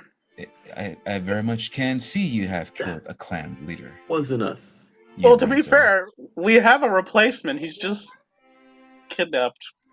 Which we'll get to later. But first, I want to congratulate all of you. Bear, for finding these holy relics. You will be invaluable in the fight to come. My Skelly boy's there, I just realized. He's right next to me. He looks at you, Yoon, and he says, oh, I see the skeleton boy very much. We're gonna talk about this later, towards the end of the meeting. Yeah, I was kind of hoping you could tell me what's going on with Lady Nori. I kind of miss her. Why do We're you think I have this help book? We're hoping that maybe you can help us track her down to see where she is. Oh, last we checked, she's in a portal or someplace by herself. She chucked a knife at Trill. So you're telling me she's become hostile? Oh, we're not sure. Just wants to be left alone. She wants to be left alone, she said. But I was kind of hoping she would come back because I kind of missed her. She is. She used to jerk me off. No! She is an enigma. Enigma. Sorry. How do you say that? Enigma. Enigma. Thank you. You shouldn't have stripped her of her weapons, you know. Before she left, you should have stripped her. She left us a very invaluable piece of information. But she's very strange. She complied, but just barely. Work with us without causing troubles. Well, she was a wild card. To be honest. You should have asked me to do that. She seemed to have been nice with me. And in the end, she claimed that she was doing you a favor, and she wanted to see you one last time. And when she completed that, she never returned. Oh yeah, I own her castle now. By the way, we teleported to her. She gave her goodbyes, and we tried to go back to her, but she kind of chucked the knife at Trill, and she kind of seemed a bit weird. Why don't we start from the beginning then? Okay. You explained to all of us what happened the last time we met. And for the sake of brevity, I'm not gonna make you guys fucking talk about what happened the last couple of months. We're gonna say a good passage of time has passed, where you talk about meeting the Blight Witch, going to the Blight Forest, going to see Lady Nori, taking the Udak's arm off, taking the Udak's arm off. Which Mr. Hanway, the orc, he was kind of like just looking there, like not really interested. But as you keep talking about the story more and more and more, he's like, okay. he's very, very impressed to hear your guys' story, especially where he hears about you and Ursula having a fight. It's like, oh my god, Parry this, you filthy casual. And then the story continues, and you finish by explaining that you're here now. When we're here, we're here. The Overlord looks back at all of you and he says, although you didn't follow what I said, it seems that all of you have been busy either ways, helping in your own way. Yeah. You kind of wish we were able to help that Ursula lady. Yeah, and you see Collins, he nods his head and he says, I've been trying to keep track with them most of the time, and they wouldn't talk to me as much as I like, but I did see every once in a while how they were. You didn't answer our texts, man. You were underground. Answer your damn phone. You were underground the first time. There wasn't really much I could do. I don't care. You ignored our calls. Get better signal. But yes, they have tried their best, and they have the rewards with them. And he looks at the crazy weapons you have, the rod that you have, the guns that you have, the magical items you have, the halo, the skeleton boy, the Gucci halo that floats on Bear's head. I eat it. The skeleton boy will fetch anything I tell him. Hey boy, fetch. I chuck a rock. The book. No, I chuck a rock. Like, hey boy, fetch that rock for me. Yeah, you see the giant skeleton creature just. Right. You're abusing your power. And he goes and picks up the rock and chucks as hard as it can back at you. Thanks, buddy. The Overlord continues by saying, okay. The Overlord continues, and then you hear a child screaming in the background.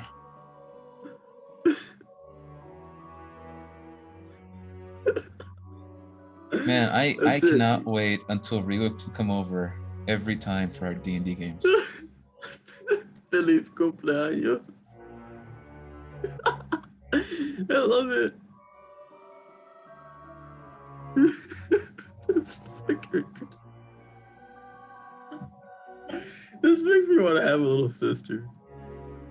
Well, technically, this is gonna be like Lorenzo in a few years. So That'd be funny. you will get this in a few years. Just not a little sister. You just have a little nephew. Oh, that's Oh, cute. Baylan's gonna be so proud to see her past self harassing me.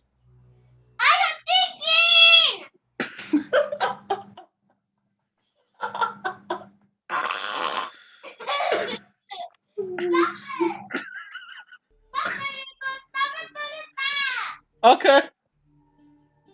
I'm so sorry, guys. This shit is so funny. Okay, so here's what we're gonna do. Going back. Luis will Rigo. be gone soon, and I'll be able to lock myself in the room. How long? Hold on, let me see. Luis, are you gone? I don't hear him. Do you want to go check? Please go Yeah, check. you guys are coming with me. All There you right. go. You fucking crack me up, dude. I cracked me up. Jimmy, are you gone? Give me a minute. Every time you come over with your girl, Are you gone yet? which too bad for you. I'm always here. Well, Jimmy, when you're here, you're here. Oh, fuck. Alright, hopefully Luis is gone by now. I don't see anyone in the room. I wanted this to be like so important, and it is super important. It is. We'll get back to it. Chill out. God. It's just that this family decides to be chaotic in all the wrong ways. Luis! Oh, you're still here? That's not what happened. Part of me is considering whether or not to keep this in, and whether or not to just clip some things. You're not gonna edit it out. I'm gonna have to do double work No. and do timestamps of when It's we started funny. talking and when we stopped talking. No. Well, yeah. Hold on, let's Baylan's in my room. I need to kick her out. Happy birthday, Rico. That's what I have to do. Oh my god. This shit's funny. Oh god. Oh fuck. This has made my day.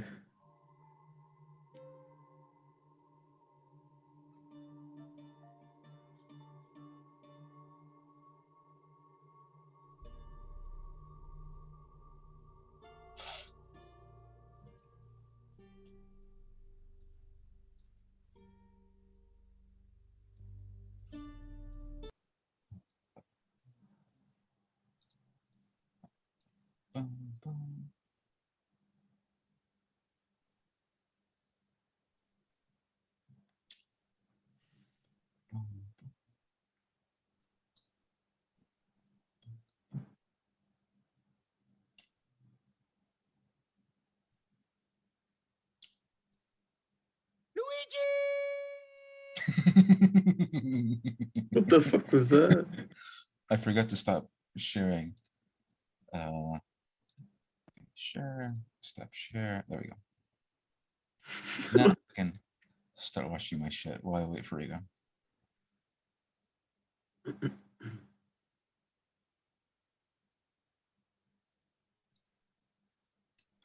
I am so sorry, guys. Okay. Okay, man. I didn't think it would go this chaotically. We can't pick when we're gonna have people come over. Damn Easter. Oh, I thought she said happy birthday. She did. Oh, that's fucking funny. She keeps saying that. All right. Anyways.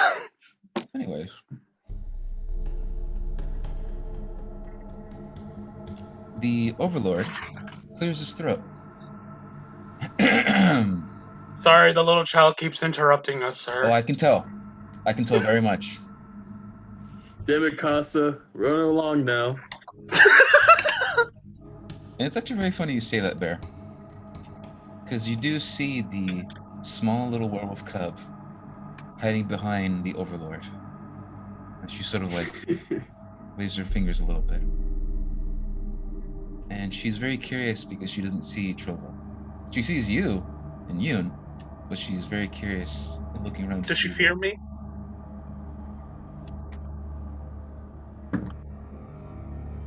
A little bit. Hello, little child. How are you? She sort of like nods her head a little bit and hides behind the Overlord. Oh, you're not so nice to me anymore, are you? The Overlord responds and says, "No, you've been busy gathering these magical items and losing one of your party members, apparently. We've been tracking down this Light Witch individual. We've been talking to Collins and seeing what he can tell us about the portal above the city." Hubble pipes up, a small little mouse folk, and he says, "And also don't forget about the plan." And the Overlord responds with, "Yes, I know about the fucking plan. We'll get to that." The plant? Under plan. The Overlord begins to talk about the portal in a very brief manner, because I'm not going to go, because I don't know what's going to happen in the next couple minutes. In a very brief manner, he talks about how Collins, Lady Nori, and the Overlord have found elements of how the ritual works and how the Blight Witch is performing this ritual. Does this involve pole dancing? No, not entirely.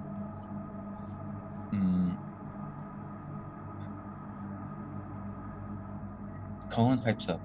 Oh, Overlord. The Overlord's giving the explanation. And Colin says, "It seems for a while now, she was collecting individuals, and she needed a city. She was the pawn piece, the game master, moving other cultures and other individuals, like the Dragonborn, the Beast Folk, the Lizard Folk, moving them all to this place in the city of Jerome, near the Blight Forest, her home. And because she could not leave her home, she decided to bring many as she could near her home. Oh. And it looks like she needs to sacrifice an entire city." Oh no. No. Mission accomplished? Let's go right now. We gotta stop her from sacrificing my people. I'm gonna beat her ass out if I have Oh, to. calm down, demon! Collins looks at you, Yoon, and she says, "Unfortunately, the ritual has already begun. She's ahead of schedule. She would have more success with more time passing in the time of aperture, but it looks like she's starting early. Maybe something you've done recently is making her nervous about doing this later." I think it's because we karate chopped the Cerulean Executioner in half. Which, And congrats, by the Drell way. has to- We've been having talks about removing her from power and maybe getting Trouble to take her place. But he's not currently here. He's somewhere. Anyways, I could take over. needs to sacrifice the city in the portal dome that was once summoned more than half an hour ago is slowly growing. We kept trying to hit it with the anti-magic rod. It didn't work. It won't work. This is ancient primordial magic. We need an ancient magic rod. Well, good luck with that. As you look at your rod, and it is dink, almost busted, and you see the battery low symbol on it. I kiss it. Colin continues with, "Those people that were missing, all from religious background. Yeah. She needed to... Hey, bro, hold up the soul of Wish River, She by the needed way. to kill them first. So unfortunately, I think I lost it. it might be... No, you have it. It might be too late for them. And Not for one. she looks over to the Overlord, and you see Casa come behind, and pokes her head out, and she says, and she needs people like all of you, like Casa, like Yoon, like Trovo, like Bear, who have the ability to tear realities in time and space. During my research, and thanks to Lady Nori, this is what she told us about that what was all she me. can do. Thank you. Thanks to Lady Nori, it turns out the more portals rip open in time and space, the more successful and the higher chance she has of releasing Udak. Oh shit. Wait, we already Kind heard Kind of on Udak. us, though. Hmm? We did that.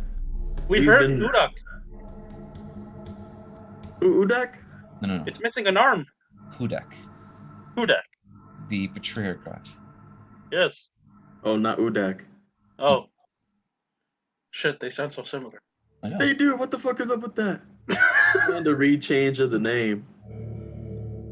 Well, I don't know if this pertains or matters very much to you, but in case you're curious, Hudak collected gifts for the White Witch. An abomination. A creature that does not listen to her, but assists her in some way, known as the Udak. Oh yeah, we heard that thing. It seemed that this entity, this Hudak, is trying to break into our mortal realm. And in return, he'll give her lost child of some kind. We're still not 100% on the details. We Let's just give know her how the the ritual child. works. Let's give her a baby. Asa? Well, she's more looking for her child and not any other child. Oh, Well, any idea, any leads on where that child is? maybe it's Casa. No, the child died a long time ago. Oh, it's necromancy. Oh, let me just bite the corpse. Maybe it'll come back. It's worth a shot. You see Collins look at you, Bear, and he says, Hudak is... Strangely enough, I looked at the ancient texts, looking all around him. I look at the ancient texts, and they mention that Hudak has some type of relation with Hador. So I dug deeper. And I noticed that they were brothers. Well, a relative term of brothers of some kind. Hador became the god that you know today, and Hudak wanted to destroy everything that Hador made. That's fucked up. And well, here we are. So it's very fortuitous that the follower of Hador would be here in the city of Jerome at this time of day. Almost as if you were meant to be here. The prophet? The Overlord looks at all of you and he says, yeah, the prophet. Nice. That's me. Haba, please tell Bear and Yoon what you told me. You see the mouse folk sort of jittering a little bit. He's just a normal merchant. He doesn't really what's it called? He's not really used to these tense situations. He deals with like trading and making negotiations, but he's not really the person to like to hear about this crazy shit that's supposed to happen. And he's sort of like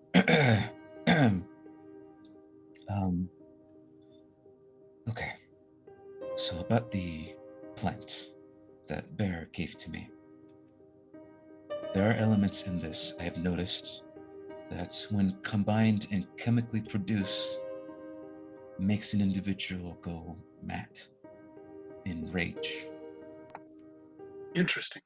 Colin pipes up and he says, we believe Ravix, or the master, is the one responsible for mass producing these and sending them out into the city.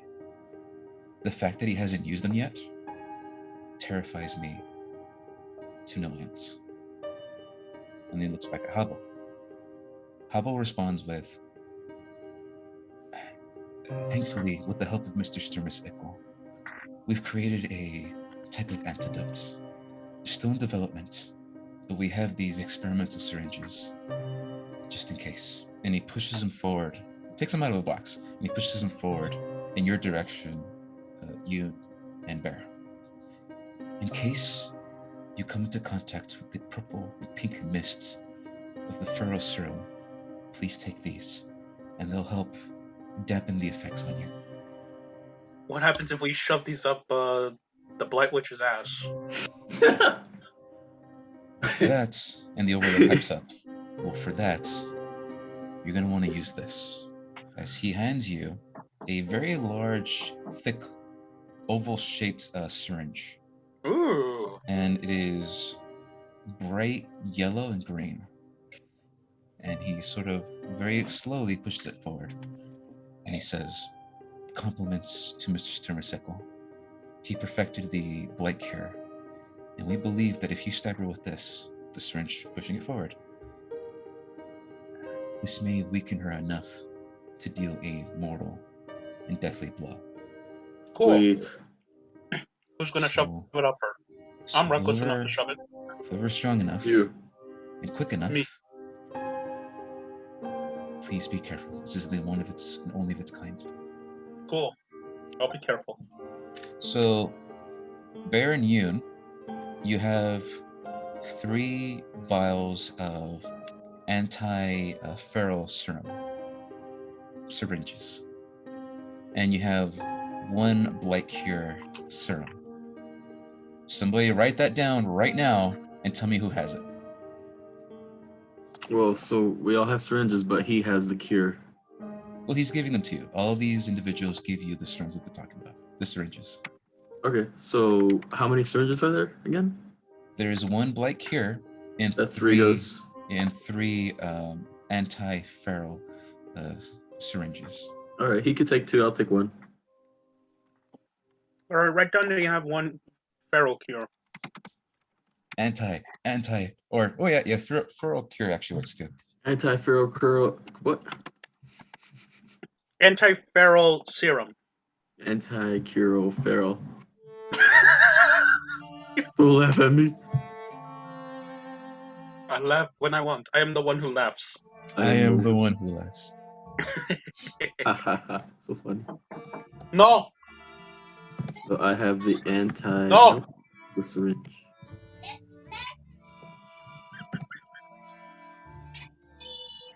You're not hearing that, right? Oh, we're hearing that for sure. Shit. Like a zombie. Brains. Okay, so Yep, I do that too in a zombie apocalypse. You guys wrote that down.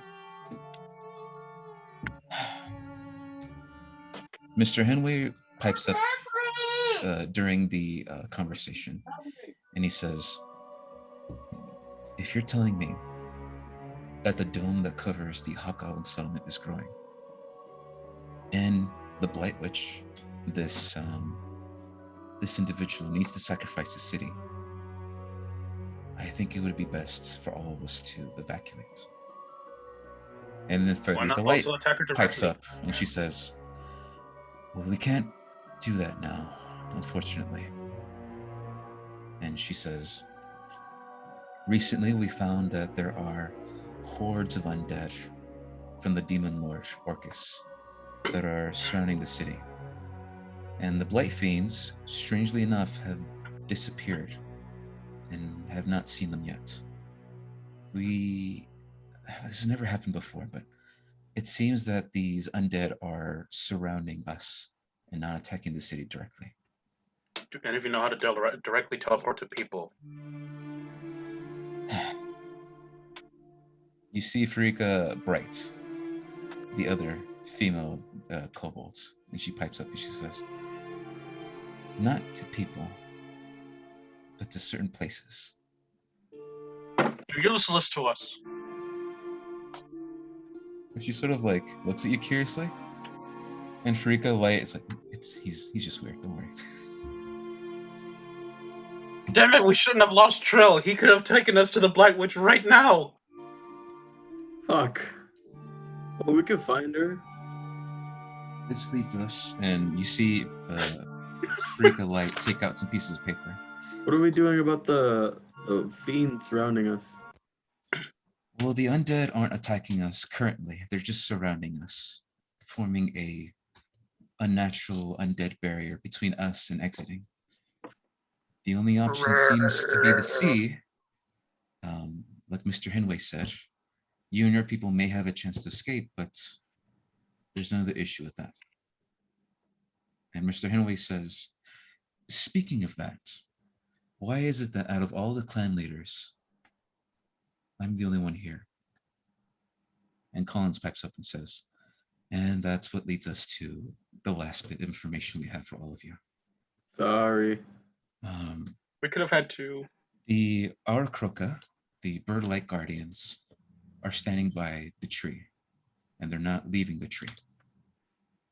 The goblins of Jerum, of Clan Jorda, they're staying in their vaults underneath the Dore Tower. Pussies. They're not leaving.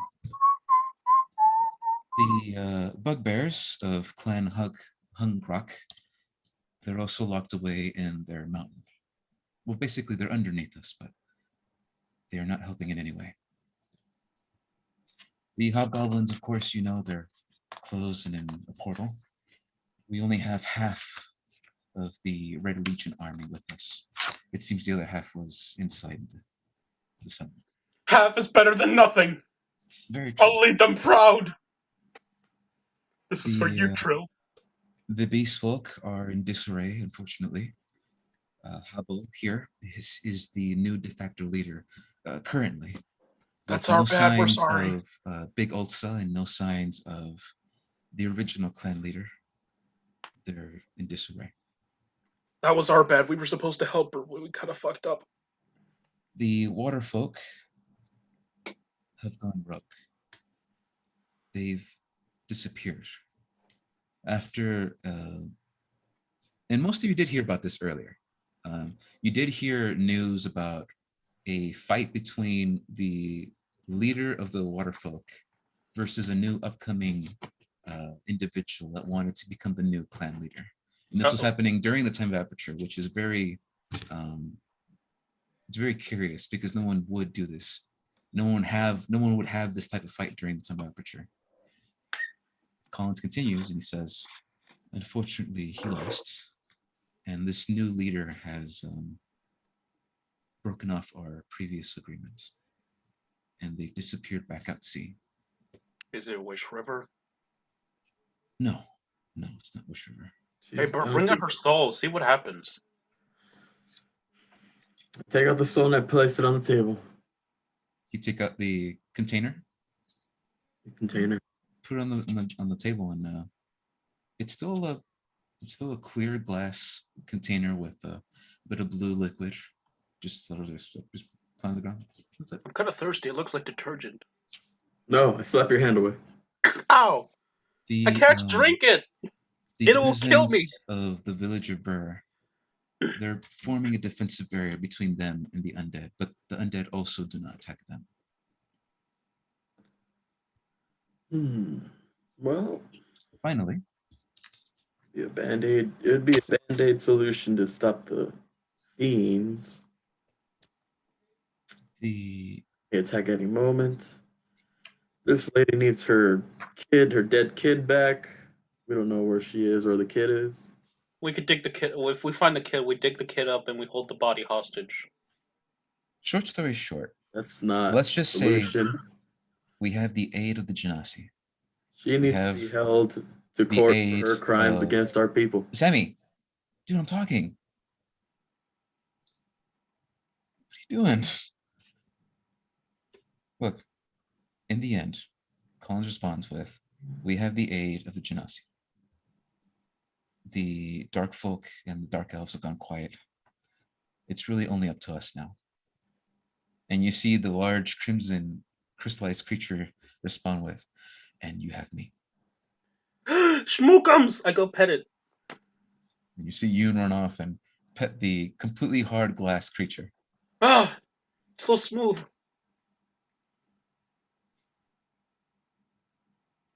It seems dire, but thankfully, thanks to our druid ally, who's been quiet the entire time, by the way, She tells us of a tower that was summoned in the desert, and this is Ravix's lair of some kind.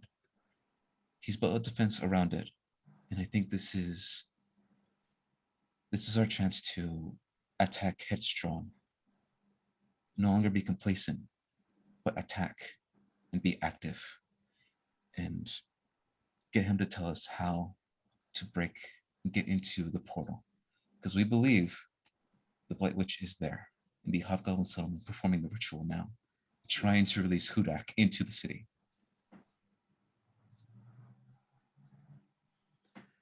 I call dibs on killing her. Who was it that could get us in there? Ravix. The Overlord response, we believe Ravix can. He worked with her. That's what Lady Nori told us. But it's a very strenuous relationship we both have. Maybe you shouldn't have branded her, buddy. Well, she is a legendary assassin of some kind. Precautions So? need to be taken. I got her to agree with a deal with me, and you decide to do that, make me look bad, asshole. Whoa! Hold on, Yoon. No. Let You me are have this. biased against Lady Nori's amazing bosom. Yeah, but she also kind of saved me from damnation with that fucking tree. Yeah? Yeah? Well, she's not here anymore. And this guy pays me and you don't. I don't care. He needs to hear this. We're trying to We save need the city. to- You're focusing on this one girl.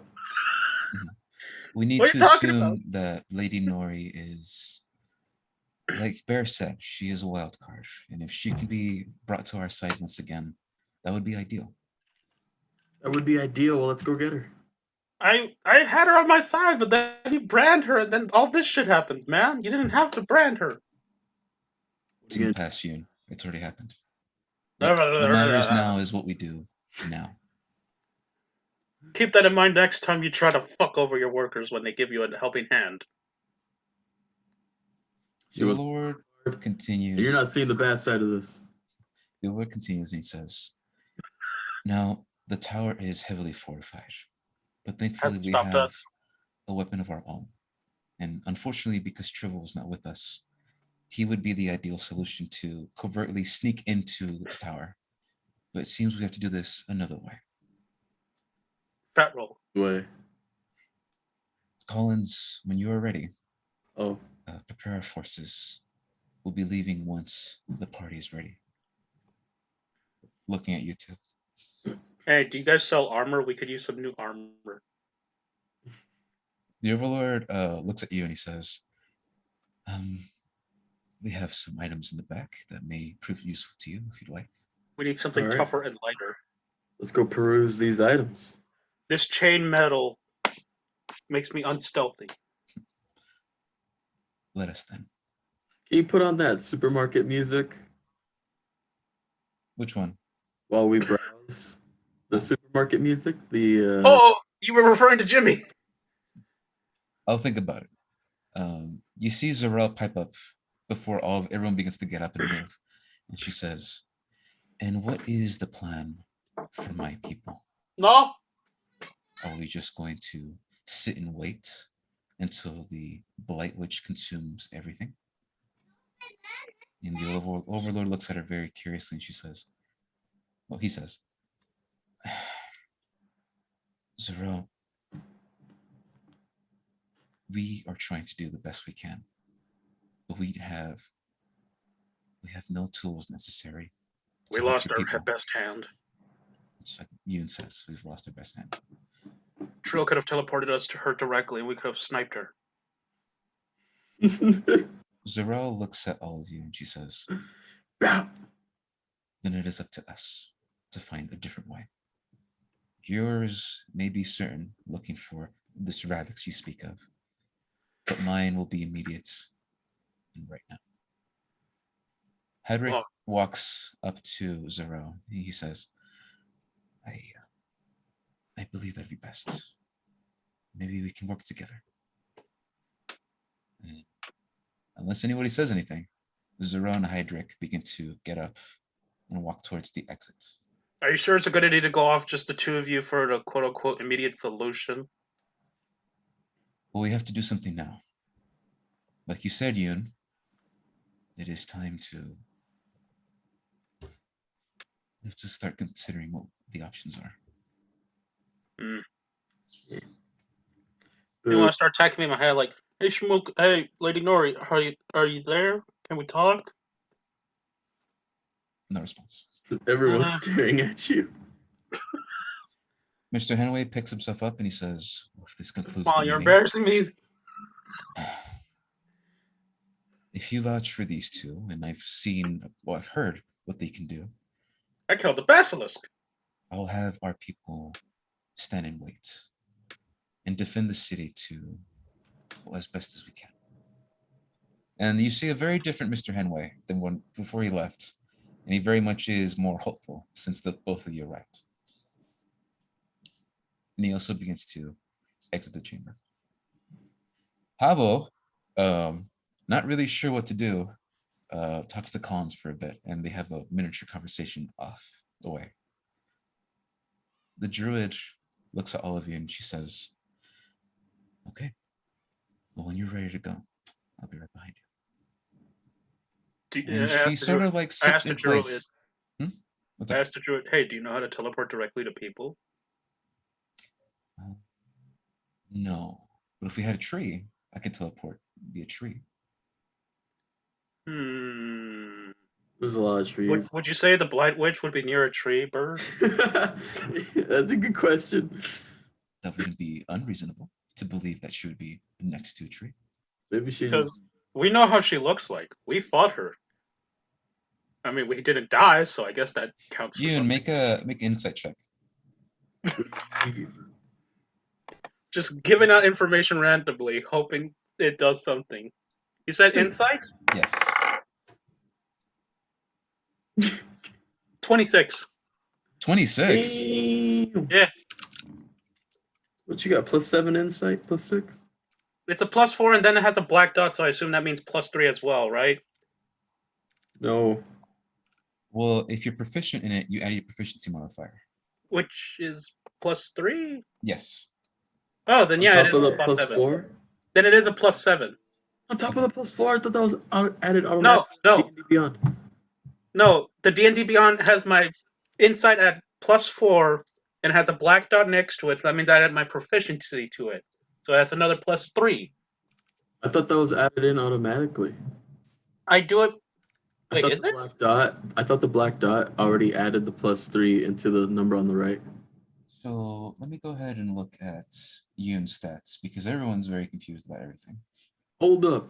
Look, my insight says +5, right? If it had a black dot, it would still be +8 on the right.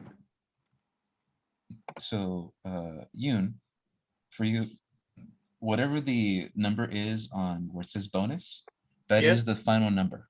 Oh. So you don't add your proficiency, you don't add anything else. In that case, it's 23. Final, yeah, okay. That is the final number. When you see these, don't add anything. Fucking cheater. Okay. That is the final number. Okay. You ignorant bastard. So, Yoon, you get this. And then we'll continue forward. Oh. But why though? Are you okay? Is it because we fought her? She looks, she composes herself once again when you continue talking and she says, I was able to scratch her. Did she have the stuff we talked about? Yes, she did actually. Okay. Then that's what matters most to me. As long as you have this connection, you know what she looks like. And you can point it out to me. You can point her out to me. Then we should be fine. Wait, you can teleport us to her? No. Oh. I'm going to assist you in killing this bitch. I call Final Slash in case she decides to kill my people, though. I need to make her death long and painful. If she has the staff, we'll see. We'll talk. We'll talk. Don't worry, I'll kick the staff out of her hand. We'll workshop stuff. But as long as you get the staff from her, that's all I care about. Cool, I'll cut off her hand. Bear, go ahead and make another insight check. Burr? Yeah. Bear. 8. 8. Oh, Joe.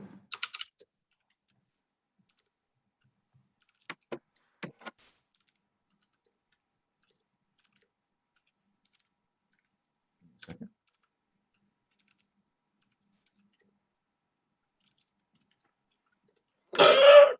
Sorry. Rigo, we know you're not sorry every time you do that. I am sorry. It is involuntary. It is involuntary. You think I'd be making those noises on purpose? I don't think you could. Well, I could if I tried hard enough, but it wouldn't So sound Bear, as fun. that's what you get. Even with an 8. She begins to prepare herself, and she says, "Oh, like I mentioned before, once you're ready to go, I will accompany you in this belly of the beast of the Ravix of the Let's roll. Is that really his name? Is his name really the Ravix or the Master? Yes, it's stupid. It's so stupid. We blew his brains out, and he's still alive. That's unsettling. That's sexy. Yeah. What's wrong with you? She begins to walk over near Casa, the little wolf cub, and she says, "Whenever you're ready, we'll find us." Hey, And kid. they both begin to walk off into the library proper. Wait, Casa! Can you teleport to people? Casa looks back at you and what? And she sort of like is very curious about you, seeing you completely different from the last time she saw you. Go ahead and make a persuasion check. I'm good with kids.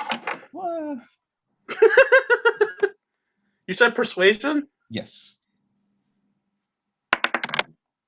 Oh, fuck it. Rolled onto the computer. 23. 23. She's doing that thing that a child does, where you sort of like you put her on the spot, and she's very much like considering just walking away or walking towards you. And you seem friendly enough, and she stops walking with the druid, and she continues walking towards you, and she says, "Well, what I can do is different." And she sort of like waves her hand forward, and you see that there is the black shadowy portal that opens up, and she says, "I can control it. Thankfully, my dad taught me that much. But this is a plane to something called the Shadowfell, the reverse, the underground. I don't know. I just know that this is something that that woman and that monster wanted my power for. They needed me for something, and because of all of you, I'm so saved. So I can't use portals to open to other people, but I can open it to this place. So if you ever want to go to a scary place, let me know." Wait. And she's very nervous Traumatized about opening this portal, and she quickly waves her hand and closes it. But Hold up. Is this the same portal that Trell was thrown in? Same one. The exact same one. Hey, could you open a portal there so we could get our friend Trill out? Hold on, man. Hold on. What is it? 2 days? Costa seems very nervous after talking about going through it. Oh, okay. You know what? And she says, No. We can't. She needs to do what needs to be done. War is hell. But we need to go browse some new items they got for us in the back. All right, kid. We'll talk about this later. All right. You don't have to do that right now if you don't feel comfortable. Okay. I pet her on the head and I give her a light cantrip. What? Okay, so you just put the light cantrip on her head. You take off your halo and you put it on her. No, I don't know. I pat her on the head. That's it. I just rub her hair. It's like, you're a good kid. You don't have to do anything you don't want to do. You are gonna have to do this though. Yeah, when you guys not now. Pat her in a little bit. She seems very happy. You see her tail wag, but then the tail goes up, and she has a very stern look on her face, and she says, Did you kill the monster? Monster of Jerum? Oh yeah, we killed that thing. She just gives both of you a big hug and she says, Oh. "Thank you." It's no problem, kid. I wish And we then- kept an eyeball for you. And then she runs away and goes off to the druid. The eyeball is big. She runs off after I said, I wish we kept an eyeball for you. So, here's what we're gonna do for the sake of brevity. She's like, What she is looks it? at your fucking eyeball and she's like, she looks at your eye patch and she's like, I wish I had done the same. What is it that you guys are looking for specifically once they send you to the armory and you look? Great, Better powerful, armor that's magical lighter. items. Hold on, you guys said two things at once. Bear, what do you want? Great, powerful, magical items. More? Okay, and then Yes. Yoon, what do you want? I need to fly fast. Stronger, lighter armor. What did she use before? She kept like using the environment to her advantage. Of course, there's gonna be trees around that bitch. Anyways, Get a flamethrower. hey, you guys got a flamethrower? Okay. Like, we know this guy who So- sells them named Elon Musk. Do they have scrolls that give me powers? I'm looking for scrolls or anything that like one-use magical items. Bear, you see Frederica lights go with you, and she says, if you're looking for scrolls, I can show you scrolls. And then Yoon, you see Frederica Brights lead you off into another side of this corridor room that leads into a bigger room that goes into a maze of some kind that goes into another area, and leads you to the armory. And she says, I might have something for you. Oh, So, a woman after my own heart. Bear, in terms of scrolls that they have, let me show you what they have. You see, Frederica Light talks about how many of the resources that we use, unfortunately, have gone to the war effort to stop the Blight Forest. So we're very limited in what we have. But thankfully, we have these. Now, unfortunately, It's still gonna be bomb. I can't let you take all of them. We still need a few of these in reserve just in case. But this is what we have. Yeah, but I'm about to go fight the Blight Witch though. Got anything with fire? Unfortunately, we just don't have enough to spare. We just have enough for you. Lady, do you have any fire explosives as well in this armory? We'll get to you, Yoon. We'll get to you. I mentioned that as part of the list of things I want. I want rope. You never know when it can be useful, especially since Trill had it and he was gone. Jill took the rope. He tried to use it. He tried to lasso you, but it was too short. It's because it's short. She hands you 3 scrolls, each in their own magical arcane writing that you recognize. And she says, this one is freedom of movement. This one is grasping vine. And this one is guardian of nature. Both of these seem very, very important to your situation. And unfortunately, I can't let you take them, all of them, but these are more utility than powerful spells. So if you would like, Bear, you can go on D&D Beyond and look up these 3 spells for yourself and see which one you want to take. So let me go ahead and write them down in case you forgot. But it is Manage spells. Not manage spells. What you want to do is go to collection. Oh, sorry. Go to the D&D Beyond page, the main page. Go to game rules and go click on spells. View all? Game rules. Oh yeah, yes. Or view all, yeah. View all works too. Search spell names. Yeah. So the first one is freedom of movement. Freedom. And then the next one Give me that is shit. grasping vine. Wait. And then the last one Does that just give you an American flag? is Oh, Guardian. how do I add this though? No, the scrolls. You wouldn't add them. You would just have them on hand just in case. Okay, gotcha. Yeah, let me open up a new page then.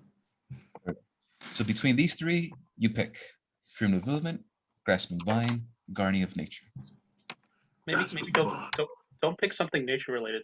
That tree lady could potentially use it And against. while you do that, as she explains how these spells work, and you look them up in D&D Beyond, Yoon, you are in an armory of barely anything in it. Oh, it's so horrible! As you see that there are racks and racks and racks of iron swords, iron short swords, basic metallic plate armor for Dragonborn, and more Dragonborn armor, and more Dragonborn armor, and more Dragonborn armor. You see Kobold armor, but more Dragonborn armor. And she says, "No, You got anything useful? This was gifted to us a long time ago by a strange elf. Had a very strange accent. Here, let me show you." And Mr. Buck! and you see that she goes through a back corner, flips a switch, and the stone wall shifts and moves out of the way. And you see a very elegant mithril piece of metallic armor.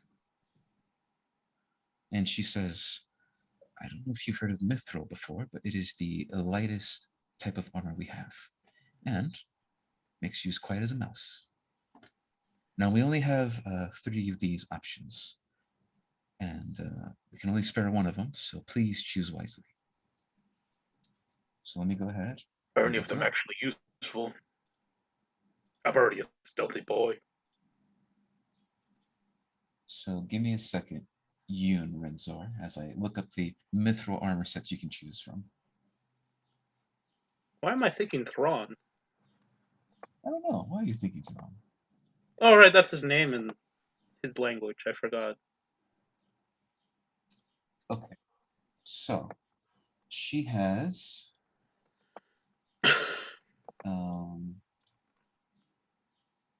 oh, never mind.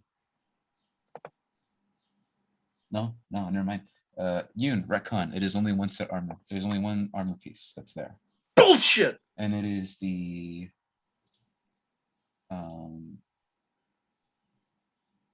mithril plate armor, which is, it increases the armor stat to 18, and it's flexible enough that you don't have disadvantages on stealth checks. And so basically, same armor class, just no longer disadvantage on stealth. Yes, but it's like I said, plate armor. Lady, I was hoping for something better, but at least it'll make me quiet. Unfortunately, unless you were, because looking at the armor, you notice something strange about these pieces of armor. As you look at the case that they're being held in, one of them is an elegant, fine gold armor that floats in place, but it radiates holy energy. And she says, unless you were a cleric of some kind, this armor would not work for you. And then she looks Lady, at the far right. I am a vampire. Keep that holy shit away from me. And you look at the far right, and you see it is a very small mithril piece of silver and lavender accent armor, and it's almost like meant for the size of a small child. And she says, "And unless you were a gnome, yeah, that one would be unavailable to you." Which is, unfortunately, we have the one in front of us, which is the plate armor. So you have absolutely nothing for me. Well, you could just not take it if you don't want it. Lady, I was hoping for something that'll help. Do you at least have any fire bombs? We do have a couple of fire bombs. I guess this wasn't a total waste. Take me to the fire bombs. Maybe I'll torch that bitch. Okay. And so she begins closing the door, leaving the armor behind. That's armor that was radiating holy energy, right? No. There's 3 pieces. One holy for cleric, one for a gnome, and the middle one is the only one that's really for you. Wait, the middle one isn't holy energy?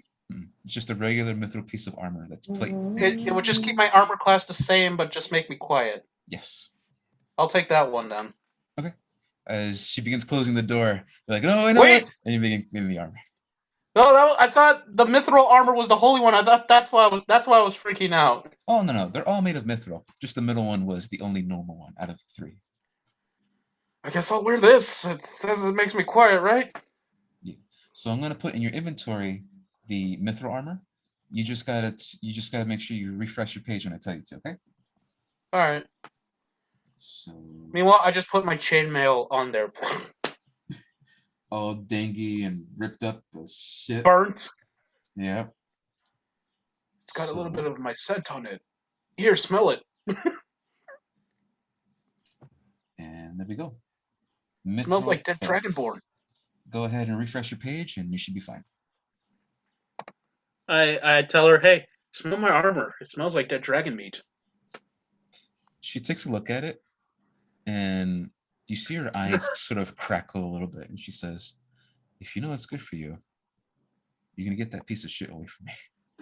Why? As she begins to float towards the rack of alchemy concoctions that are on the other side of the room. Okay, you know what? You're right. Let's not do that, okay? Bear, what scroll did you pick? So looking through them, the vine one seemed really nice. The vine one? Suck Jimmy. people in. Yeah?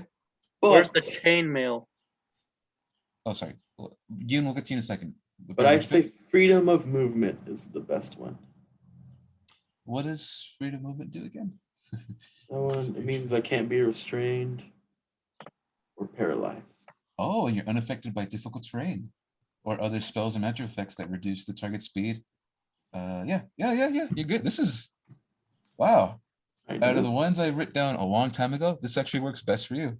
Now just remember, when you use this, it doesn't use any of your spell slots and it only lasts 1 hour. So just remember that for the future. Alrighty.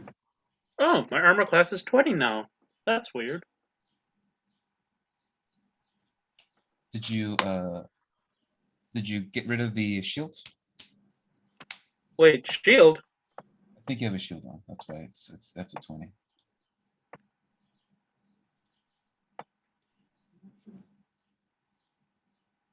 Oh yeah. It's not equipped. It's not equipped.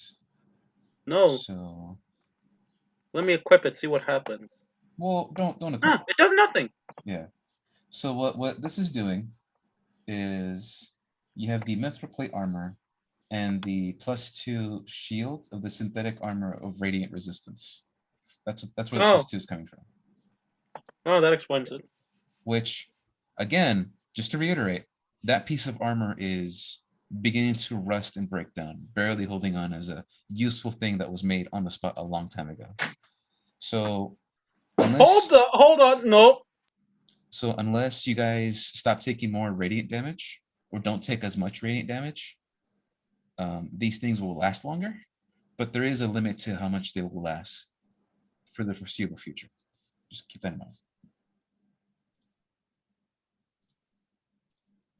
Now, Bear, just make sure you write that down. You have that scroll because I will forget. And then, yeah. And then Yoon.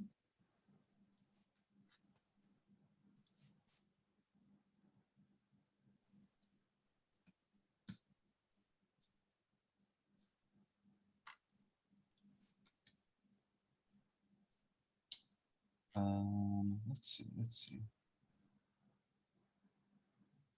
I don't know how, but she broke through the door. Huh. That kind of seems like something that couldn't happen. I'm so scared. Why does this happen to me, man? All right. What monkey's paw did I use? So anyways, you were saying? I'm trying to look for the potion. that fire that you talked about. I'll get the stats later on, but what I can tell you now is that there is a rack of potions upon potions upon potions. Some of them are locked behind a gold chain gate, and there are only a handful. There's only 2 of them in front of that closed golden gate. And she says, in case we're the last ones, we're going to have to use all of these. But for now, unfortunately, only have these 2. And she hands you these 2 Alchemist Fires potion bottles. And she says, now these will burn like the fiery hot of the sun. So be careful when you use these. And Hey, she hands them to you. Flywitch, drink up! So yeah, right down you have 2 Alchemist Fires potions.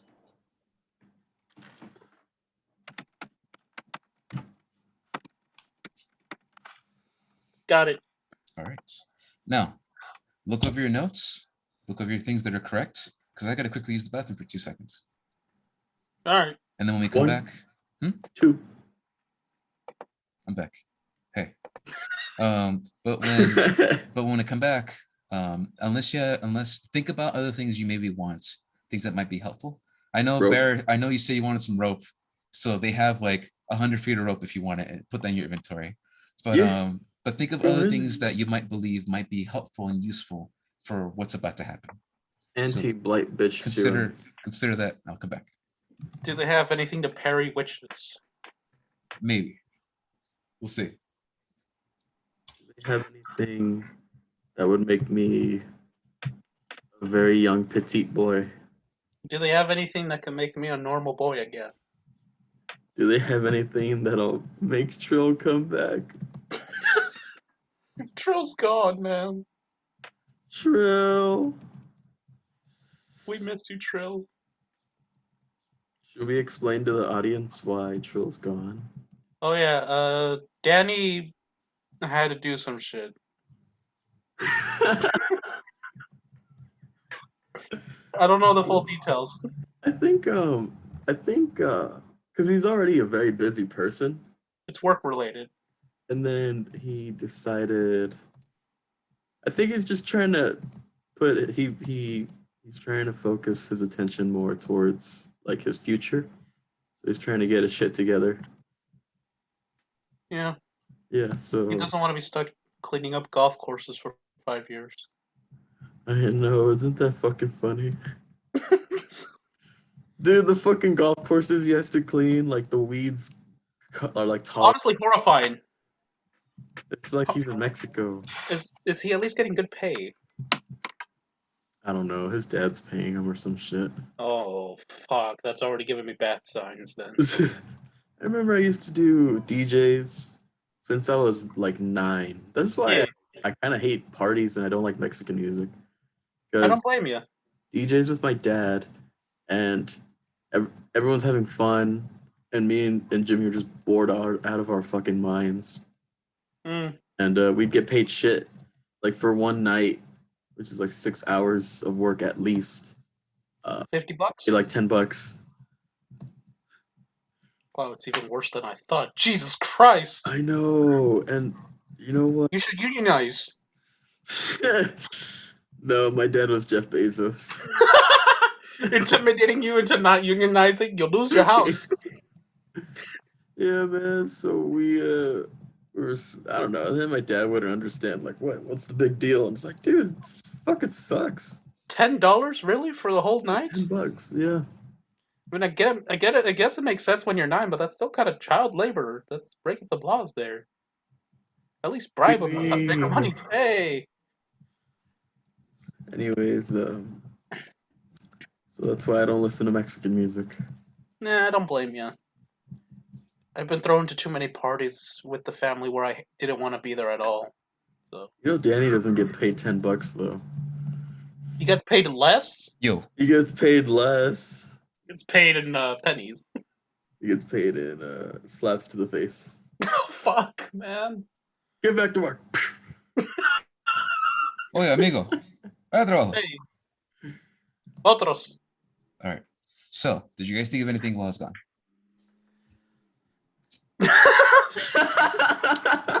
Take that as a yes, we did, and we don't need anything because we're I need a good. machete. And I need Daddy back. I don't really want to get new weapons. I'm too attached to my own ones, and I don't like. And I already was told, oh, it's just basic sword, so no, thank you. I'm getting my fire bombs, Right. and I got hot shit to throw down on the Blight Witch's face. That's true. I hope she enjoys this new spa treatment. Or just don't announce it like other people do, and say that, hey, I'm gonna stab you with this thing. I'm gonna stab you with a cookie. All right. Well, Bear, in terms of a machete, I mean, they have like cutting foliage-like weapons, if that's something that you want. I want something that'll hurt. We'll already have that. Thinking.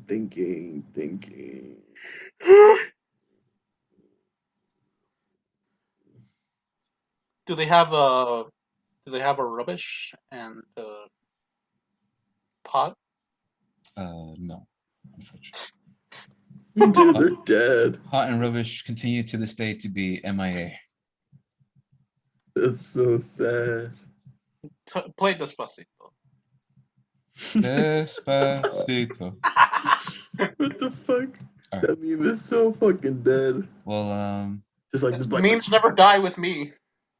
What? You know what? Maybe what if I forge a letter from her dead baby? Tell me, mommy, don't bring me back. It's okay. Don't bring me back. I like heaven. It's great. Everyone's treating me well, including Dad. Forgive Dad for killing me. Dad says he's sorry for killing me. He said it was just a prank. I accepted it. We're friends again. Don't open up the portal. It's not a bad idea. Maybe don't have me write it. so at Don't this point write it in either. That's what you time, did last time. at this point in time, if you got nothing else, you can forge your letter. I don't know how We're helpful it's gonna thinking. be.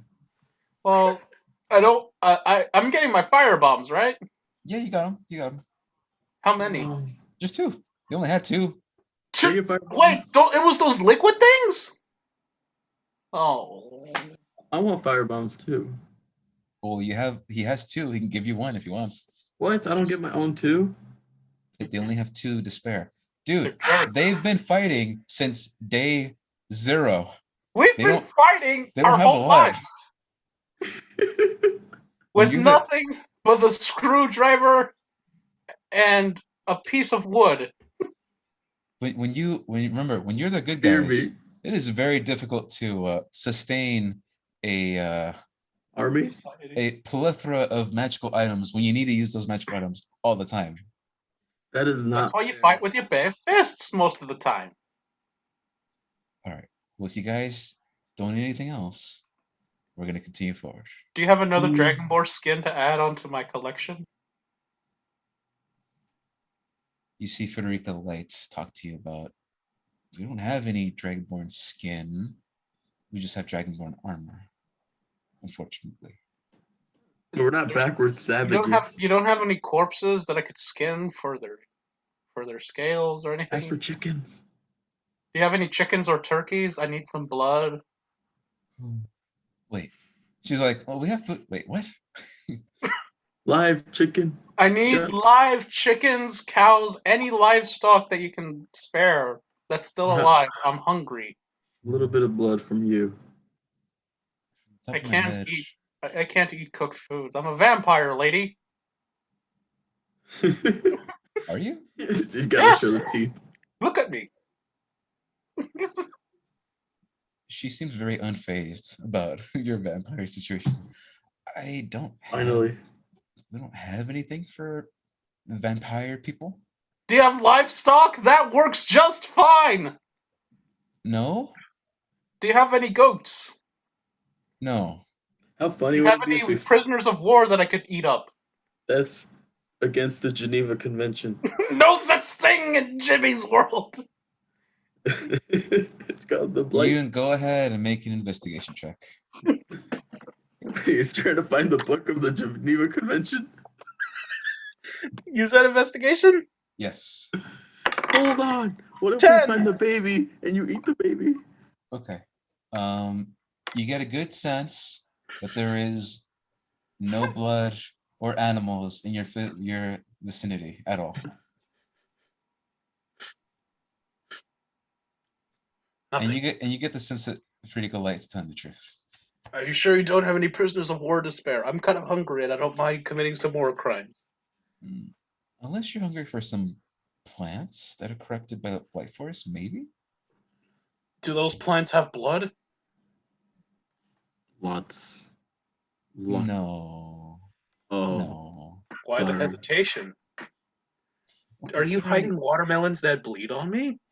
I'm considering whether or not to let you drink Will you the bleed on? corrupted liquid of the blight and see what happens since you're a vampire. Oh, I don't want that shit on me again. I don't need another golden shower. Then no, they don't have blood. Wait, golden blood? Golden shower. Golden blood. Are you sure you don't have any live chickens? You keep pestering this individual for the next couple minutes. I just And want. Bear gets his scrolls, he gets his things ready to go, and he sees you. You got any? Are you sure you don't have any live chickens? At this point, she's Hey. like stopped ignoring you. She's talking to her sister. Hey. Sister. Hey, do you guys have any live chickens? At the moment, Or any livestock? and the is moment that killed? happens, they both begin to look at you very strangely, and they say, "Collins, I think they're ready to see you." Collins! And Collins yells, Hold up! I don't want to Okay. eat Collins. "We're ready to go!" Wait, Collins. I And need you- food. And you hear the spinning. It's very strange. You hear the sounds of spinning metal on metal, What if we open a and the portal? sounds of crackling energy being. What's the right word? I can It's open like a it's portal. being released, and you hear it from across this grand hall into Oh, another no. side of double doors that lead deeper into the mountain. I remember that goat farm that Trill opened up to. I can open it to that area. Can you? Open a portal. Bring me some goats. Wait, is Frederica's there, right? Can she help me again? Make a persuasion check. You needs to eat. I know he's pestering you, and if you want him to stop, I know this place that has free range goats. I'm hungry. Delicious. And I need to summon another skeleton boy. Isn't that right, buddy? You need a friend, right?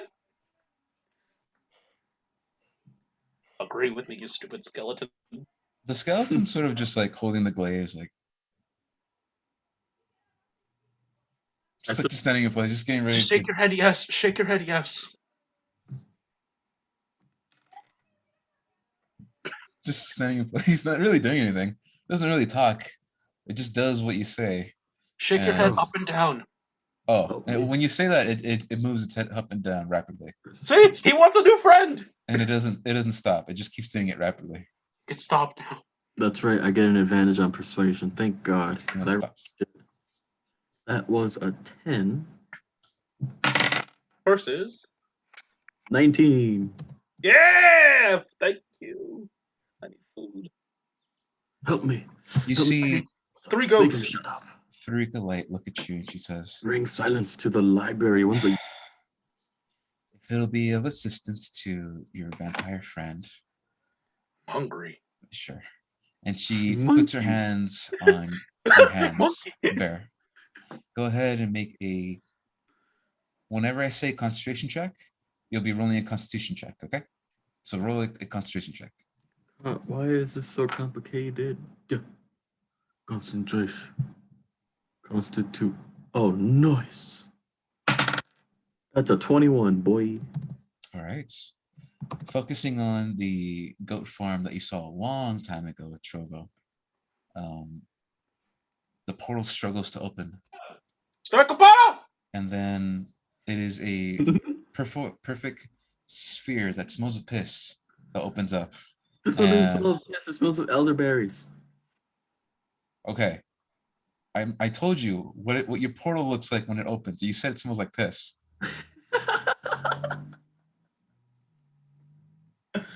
This still smells of elderberries. You have your perfect sphere portal that opens up. And it's very strange. Where once before there were a herd of goats, there are no goats. And you see a lone farmer sort of like looking around with the gun in his hand, just searching for something. And then once he sees the portal open, he like turns around. Hey! And he puts his gun up in the air. Got any goats? Do you keep the portal open or what do you do? Persuade him, you dumb fuck. I want to buy some goats. You have any goats? I have gold.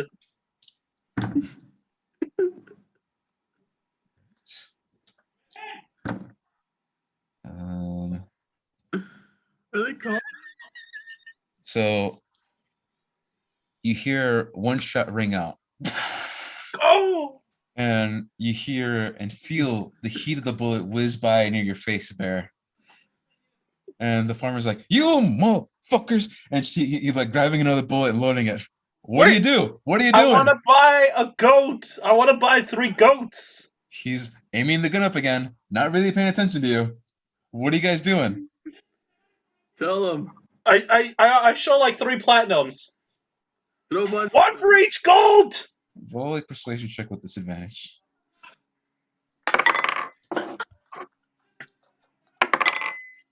You said persuasion? Yeah.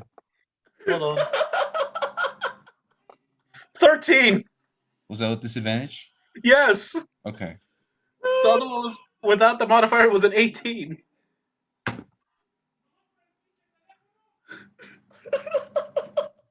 What?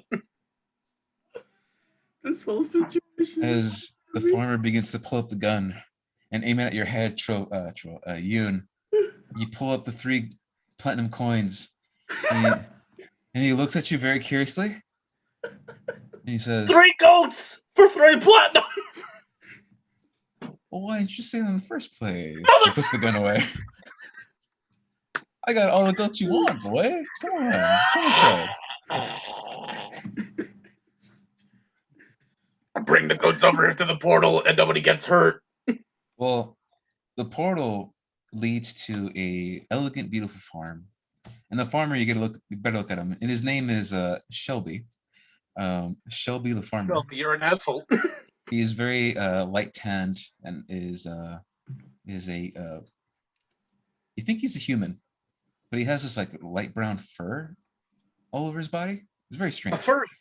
And you see the goats were moved into a different pen, and not the same pen where a couple of them died. And he says, "Why don't you come around? I'll show you some goats." Bring the goats over to our portal, and I'll give you the thing. We're kind of busy. I don't care what kind of goats they are, just as long as Time they're passes, and he gives you the 3 goats. Petite. Thank you. Thank He you. gives you Here's 3 the 3 goats. platinums. You give him 3 platinum. Mark off 3 platinum away from your currency. Shotgun too. Hold on. Yeah, that's for the shotgun. Hold on. I say, sir, can we have the shotgun, please? I'll give you a platinum. You can buy more shotguns. Sorry. All right. You see the farmer look at the one more I piece start of eating the platinum. goats. Yoon, we'll get to you in a second. Barry, you see that you're holding up one more piece of platinum. He's looking at his gun, and he says, "All right," and hands you the gun, takes the platinum, and just fucks off. Close the portal. Shotgun acquired. And then portal closes. I start And eating Bear. all 3 goats. And you continue to consume the 3 guts. Hold Bear. the 2 goats down. I don't want them running away. Bear, They need to see their brother die. Get the when you get the gun, it is very, very old, and it looks like it hasn't been really used a lot. What the fuck, farmer? You some piece of shit. And no bullets. No bullets when you check. No, that's bullshit. I would have never accepted it without bullets. He didn't have any bullets. You just asked for the shotgun. He gave you the shotgun. No. Retcon that shit. I would not take that shit without bullets. Oh, That's bullshit. let's just say I assumed bullets were being exchanged as well. if you want to assume bullets are being exchanged, he probably would have given you what he had on hand, That's which fine. is like 3 more bullets, and that's it. fine. That's what I expected. Hold down the other goats. They didn't see their brother die. I'm putting him down, shotgun in hand. No, So I need him alive. moving on, as Eat- you gain the 3 blood slots from I ate eating the the 3 goats. Bear, you have a I'll make it into a fucking item, but you have a rustic shotgun, Sweet. and we'll get to what that means later on. Should Look, I you. keep the- One barrel for me, one barrel for you. I don't want a barrel. I got my goat skulls. I'm happy. Isn't that right? All right. You see, everybody I who chucked the has skull away. everybody who's left has left. Everyone who stayed behind is now heading towards the deeper chamber that goes deeper into the mountain. All right, let's roll. Let's roll. Sorry, you guys had to see me eat, but I was hungry. Hungry for It's covered in blood. Oh, it feels so good. Your mouth, dude. You gotta clean that shit. What are you talking about? I start licking the blood off of me. Oh, it smells awful. It smells like Oscar. So you see a very, very excited Runes Collins Hey, Runes. look at He all of sees me you, covered in blood. and he says, he ate the goats, didn't he? Yeah. What are you talking about? No, I didn't eat no goats. What are you talking about? I say with my No. eyes cracked out. He's looking at the Kobold sisters, and he says, we're gonna need him, so it's okay. And the 2 floating Kobold sisters are right behind you, with the druid and Casa right behind them. The Overlord is not there. The child. Fucking. Did you see that? I would say this would happen like in the lower chambers before you went to the library. So no. Oh, thank God. Oh, really? Thank God. But you did hear the loud goats yelling. They were pretty far. So this is what you guys see as Rune Collins very excitedly pushes open these 2 massive doors by himself. And he says, I wanted to show you guys this from the moment I first met you. Cool. And you Let's see. are led into a massive open chamber. And you see that there are hundreds of small ships, kind of like rowboats. And then there are a few of bigger ships, kind of like what Yoon has. They're sort of small, like merchant ships, but really only meant to for very small groups of people. And then you see the elegant creme de la crop, the massive, giant man-of-war ship with thousands and thousands of guns at the sides and 3 large, not flags, they're sails that make up this large ship. And in the back of the ship, you see one giant, it's like it's kind of the shape of a D20 embedded in the back of the ship, but it's a large obsidian glass crystal. And both of you, when entering, realize that you are in a room filled with flying ships. Whoa. Yo, this is fucking cool, but why didn't we get to use these earlier? You know what I could have done with this? You see Collins respond with, well, this is something that we created a long time ago, just in case a situation like this ever happens. And it seems that this is now needed. And he's looking at the massive giant ship that's in front of him. He's like, They're warships. there's only one warship. The rest are more for supports and for Dibs. well, yeah.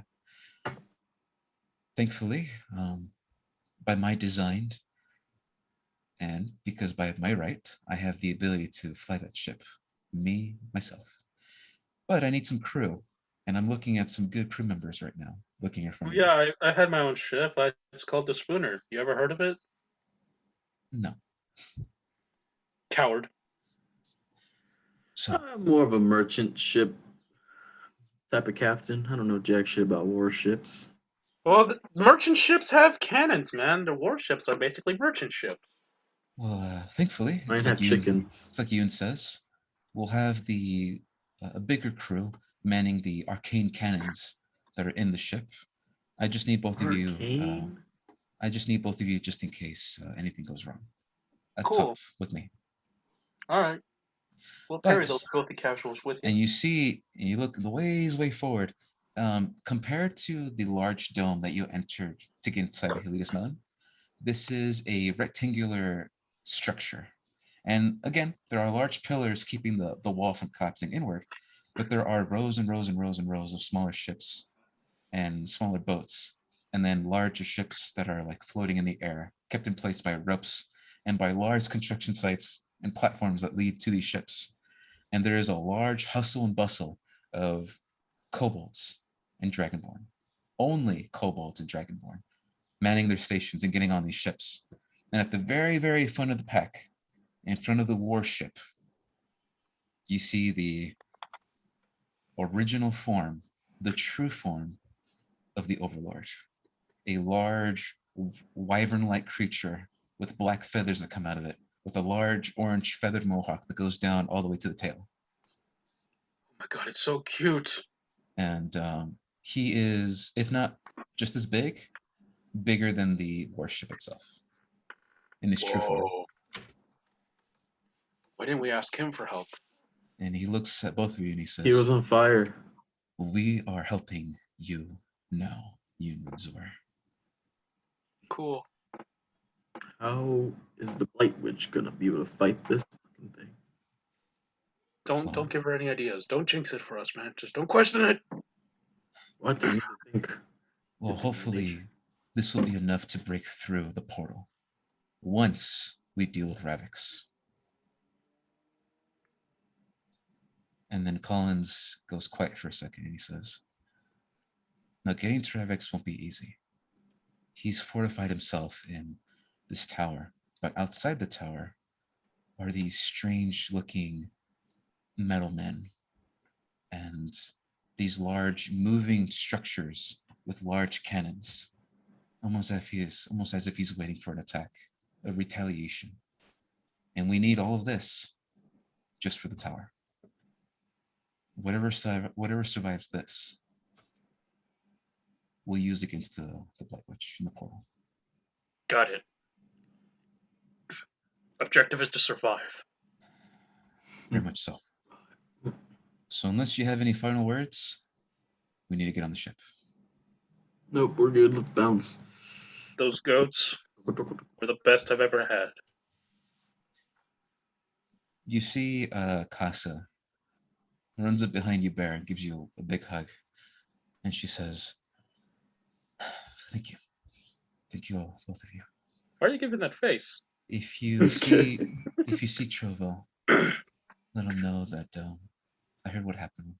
And I hope he feels better. I know when you get stung by strange insects things that you get a little sick." And you see the druid looking at her, and the druid says, "No, yes, Trovel's taking a long nap, and you'll see him later, I promise." Insects. I say, you're very proud. I mean, you're very brave. Thank you. What you're about to do, it's going to be very painful, I know. Don't worry, kid. You got this. It'll be very good. I rub her hair again. She's very caught off guard by the amount of blood that's on your face and hands. Everywhere, really. And she backs off instinctively. And she instead hands out her hand and just shakes it instead. Okay, that works too. Because she's no stranger to blood. Oh, yeah. There's like a slap of blood when you... Still fresh, kid. Now, all of you man your stations as you begin flying up towards the warship. Because I know you fuckers aren't going to walk. Man. I know you fuckers are flying up there as soon as the chance you get. Yep. And Collins, with a large crew of hardened blue dragonborn, all of these have their elegant robes ready, and a lot of winged kobolds begin to fly around, checking for the crystals, checking for cannons, checking for the sails. checking for everything actually, as they begin Ooh. to make final preparations. And I prepare my final notes because we're almost done. What? I thought we had 2 battles, not 1. Well, no, my final notes for today's game because I feel like this is a good point. So give me a second to look at my notes. Let me get this going. If anyone wants to do any last minute things before time is up, Burr. now would be the time. Burr. In this life, I have learned to accept the fact that I am damned. Meeting you, Trill, I now realized it was a wasted life. I am so glad I got to meet you two, so that I now can do what I can to atone for my crazy actions of the past. And current and present actions. Present actions are not to be forgiven. Are to be forgiven because I am in the right set of mind now, and I did nothing wrong. You still have a long way to go. I'm happy. Plus, you two helped me. You will Prevent him make a terrible mistake. That mistake wouldn't have been bad because that was a present action. No, it would have been very terrible because it would have been me still being crazy as shit.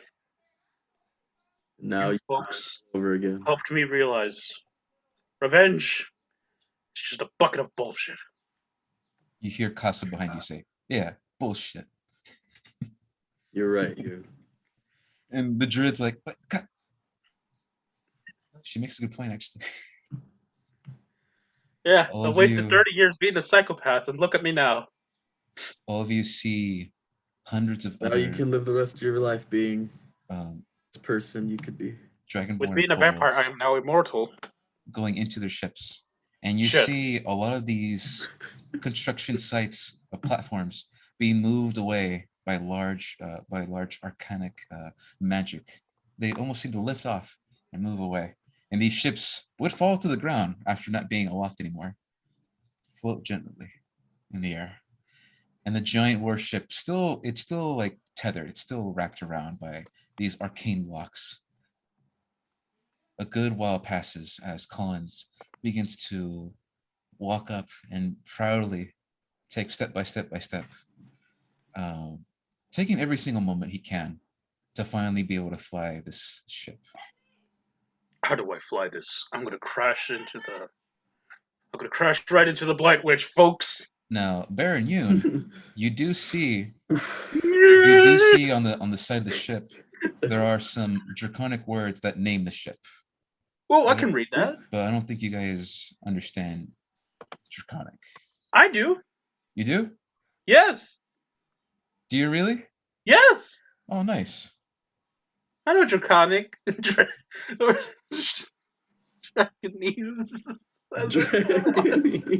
You see the back of the ship in draconic letters. It reads, "The Final Overlord." Oh boy. That's depressing. This isn't the final Overlord, my friend. This will be the greatest Overlord. Yeah. All of you guys sit on top of the ship. I scribble out final and write in greatest. I scribble out greatest and write in English. Well, Greatest. Greatest. is this really what Yoon does? Yes. Don't do that. Stop him. For the next 30 minutes, you see Yoon flying back of the ship in his bat form, scratching away with his feet, little by little by little by little by little. Oh, we're flying right now? It's on a flying ship. Oh, never mind. Yeah. I thought we were still grounded and I could ride it quickly. No. For the next 30 minutes. And then for the next 30 minutes, I'm also there undoing everything he's doing. It's like you just see an angry man just trying to scratch it, then you see this work being undone. So, after Yoon unsuccessfully carves something on the back of the ship, and Bear sort of just there, You hear the callings and the roar of the Overlord as he says, "It is time. We fly now." And you look in front of you, and the massive opening of this cave, of this structure, begins to open little by little. Cool.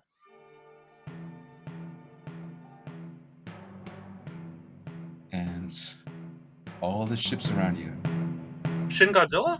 begin to float up in the air. And the warship also begins to float up in the air, little by little by little by little. And the gates of the stone structure begin to open. You see Collins so excited. He is so excited. He's kind of giddy. And he's sort of like, all right, you got this. I take out the scythe. Ready for the next fight. You get the scythe ready. And he puts his hands on the mantle of the wheel, holding the ship. And there's this large metallic tube. And he yells into the tube, "Arcane structures 15 to 30. Prepare for liftoff." And the entire ship begins to rock and shift. Cool. Cannons between 1 and 30. Prep for ascension. And the cannons... You hear the sounds of these doors opening on the sides and cannons being shot out one by one by one by one by one. And rows and rows and rows and rows of cannons. Final preparations, Mr. Smith. And you hear a voice come back and it says, "Ready to go." Oh god, there's demons on here. I wanna fly to the front of the ship with my wings extended like in Titanic. Bear, you begin going in front of the ship, and you immediately fall back on your ass as the ship lurches forward with huge momentum. No. Colin says, "Sorry, just hold on to something," as the ship lurches forward now. I remember that one game with D&D where we were on the ship and it fucking flipped over. Wait. The entrance of this cave finally fully opened, and you see the Overlord fly out of the cave and dive down. And you see smaller ships and smaller boats also flying behind him and fly down. The massive warship right behind them begins to coax.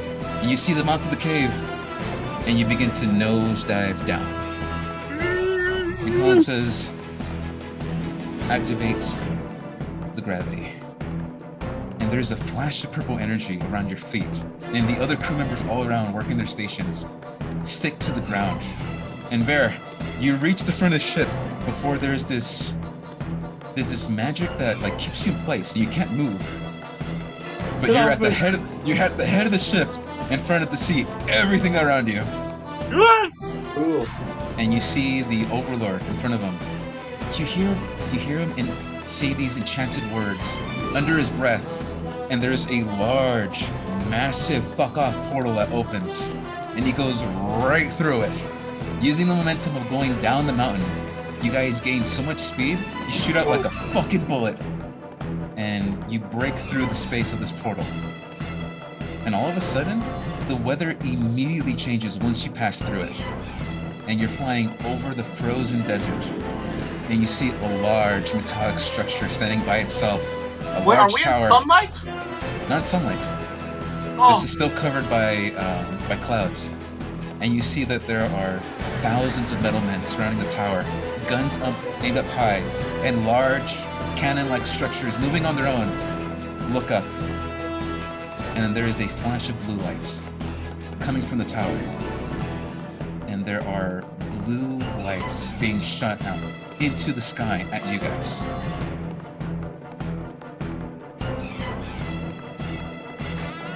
And I really feel that would be a good place to stop for today. Yeah? And we'll continue from here. Holy shit. And yeah, unless you guys want to do anything, that's where we end it for today. I look at Collins and I say, "Good job." I pat Collins in the head. You just earned yourself a good few more years to live, man. I'm not gonna eat you. I say he's just joking. Yes. Joking. And, Mark? Yes. well, if you guys want to know how Colin is, when you look back at Collins and you sort of like tell him this, He's crying. he's partly crying, but you see that he is like his fur is completely back, and he's like on the ship's like, oh, just going forward. This is having Feet fun. aren't even on the fucking ground.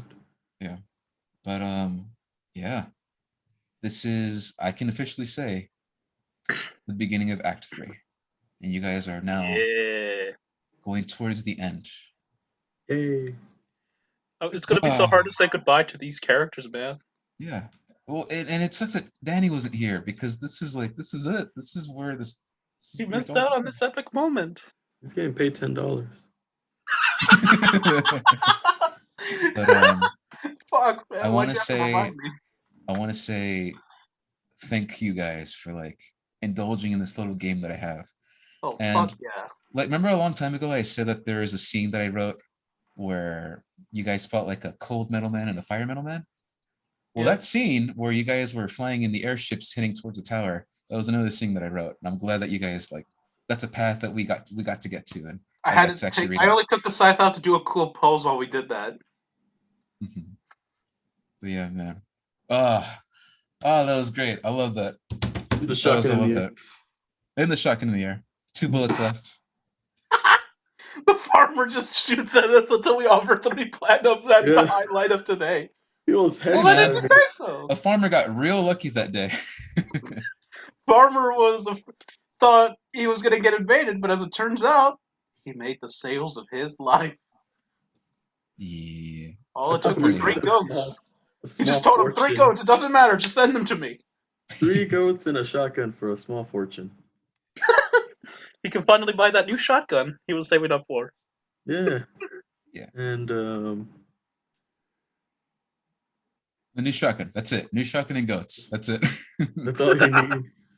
Well, Okay. there's a bunch of goat entrails and skin and bones on the ship somewhere now. What if he had the blight bitch's baby? What if he was the husband? Oh shit. We missed our chance. Oh shit. Retcon. All right. Hey, do you know this bimbo? We should have a picture of the blind witch. It's just a picture of you. I'm like, oh no. Sorry. Bitch. All right.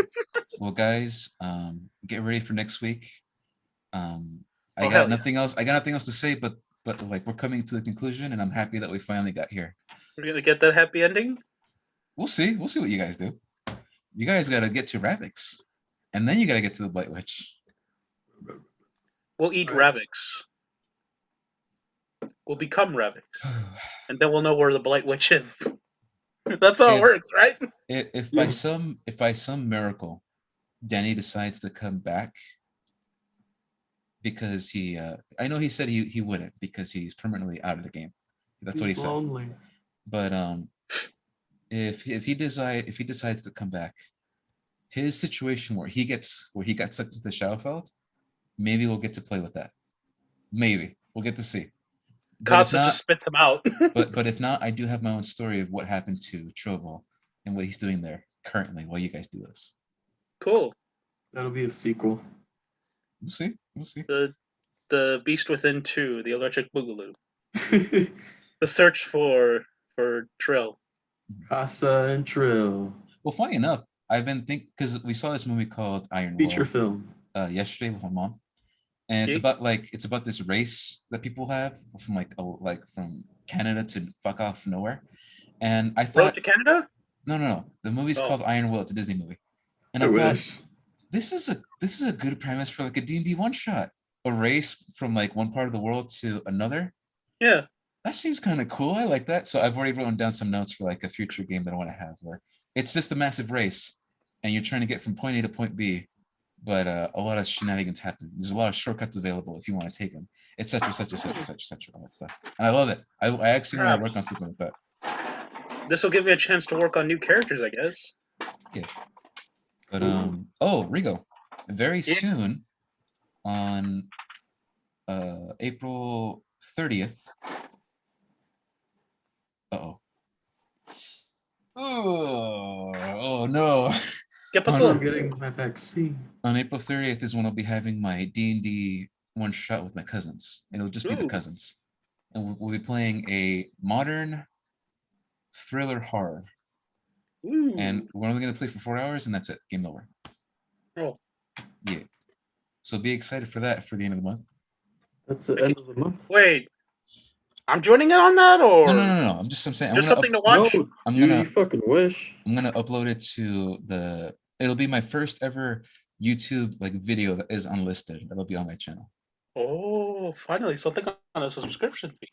Yeah. I'm getting paid on the 30th. Ooh, I'm getting paid in the 10th.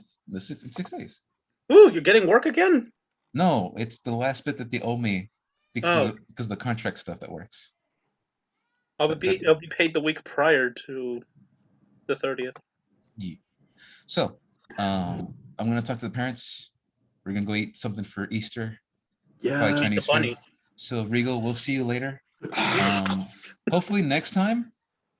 God, next time I hope you're not busy with like your sister stuff happening. Because God, That was Yeah, so like, fucking sorry. funny. that was I supposed to don't be know. like funny as that's supposed to fuck. be a serious moment, but then like Happy you birthday, Shit. Rigo! and you got your sister coming in like like that shit. Yeah.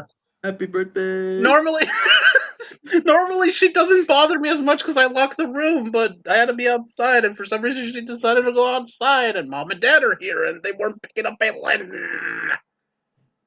It's Hey, so the last thing we got to do before we go is the screenshot for the thumbnail.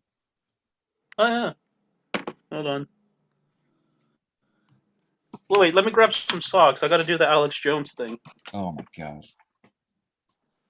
All right, but whenever you guys are ready, we'll take the thumbnail and then we'll take off. The 30th is also when you're gonna be COVID free. Yeah. Maybe we can go to Arizona, and I'll be in a different room doing the Zoom meeting.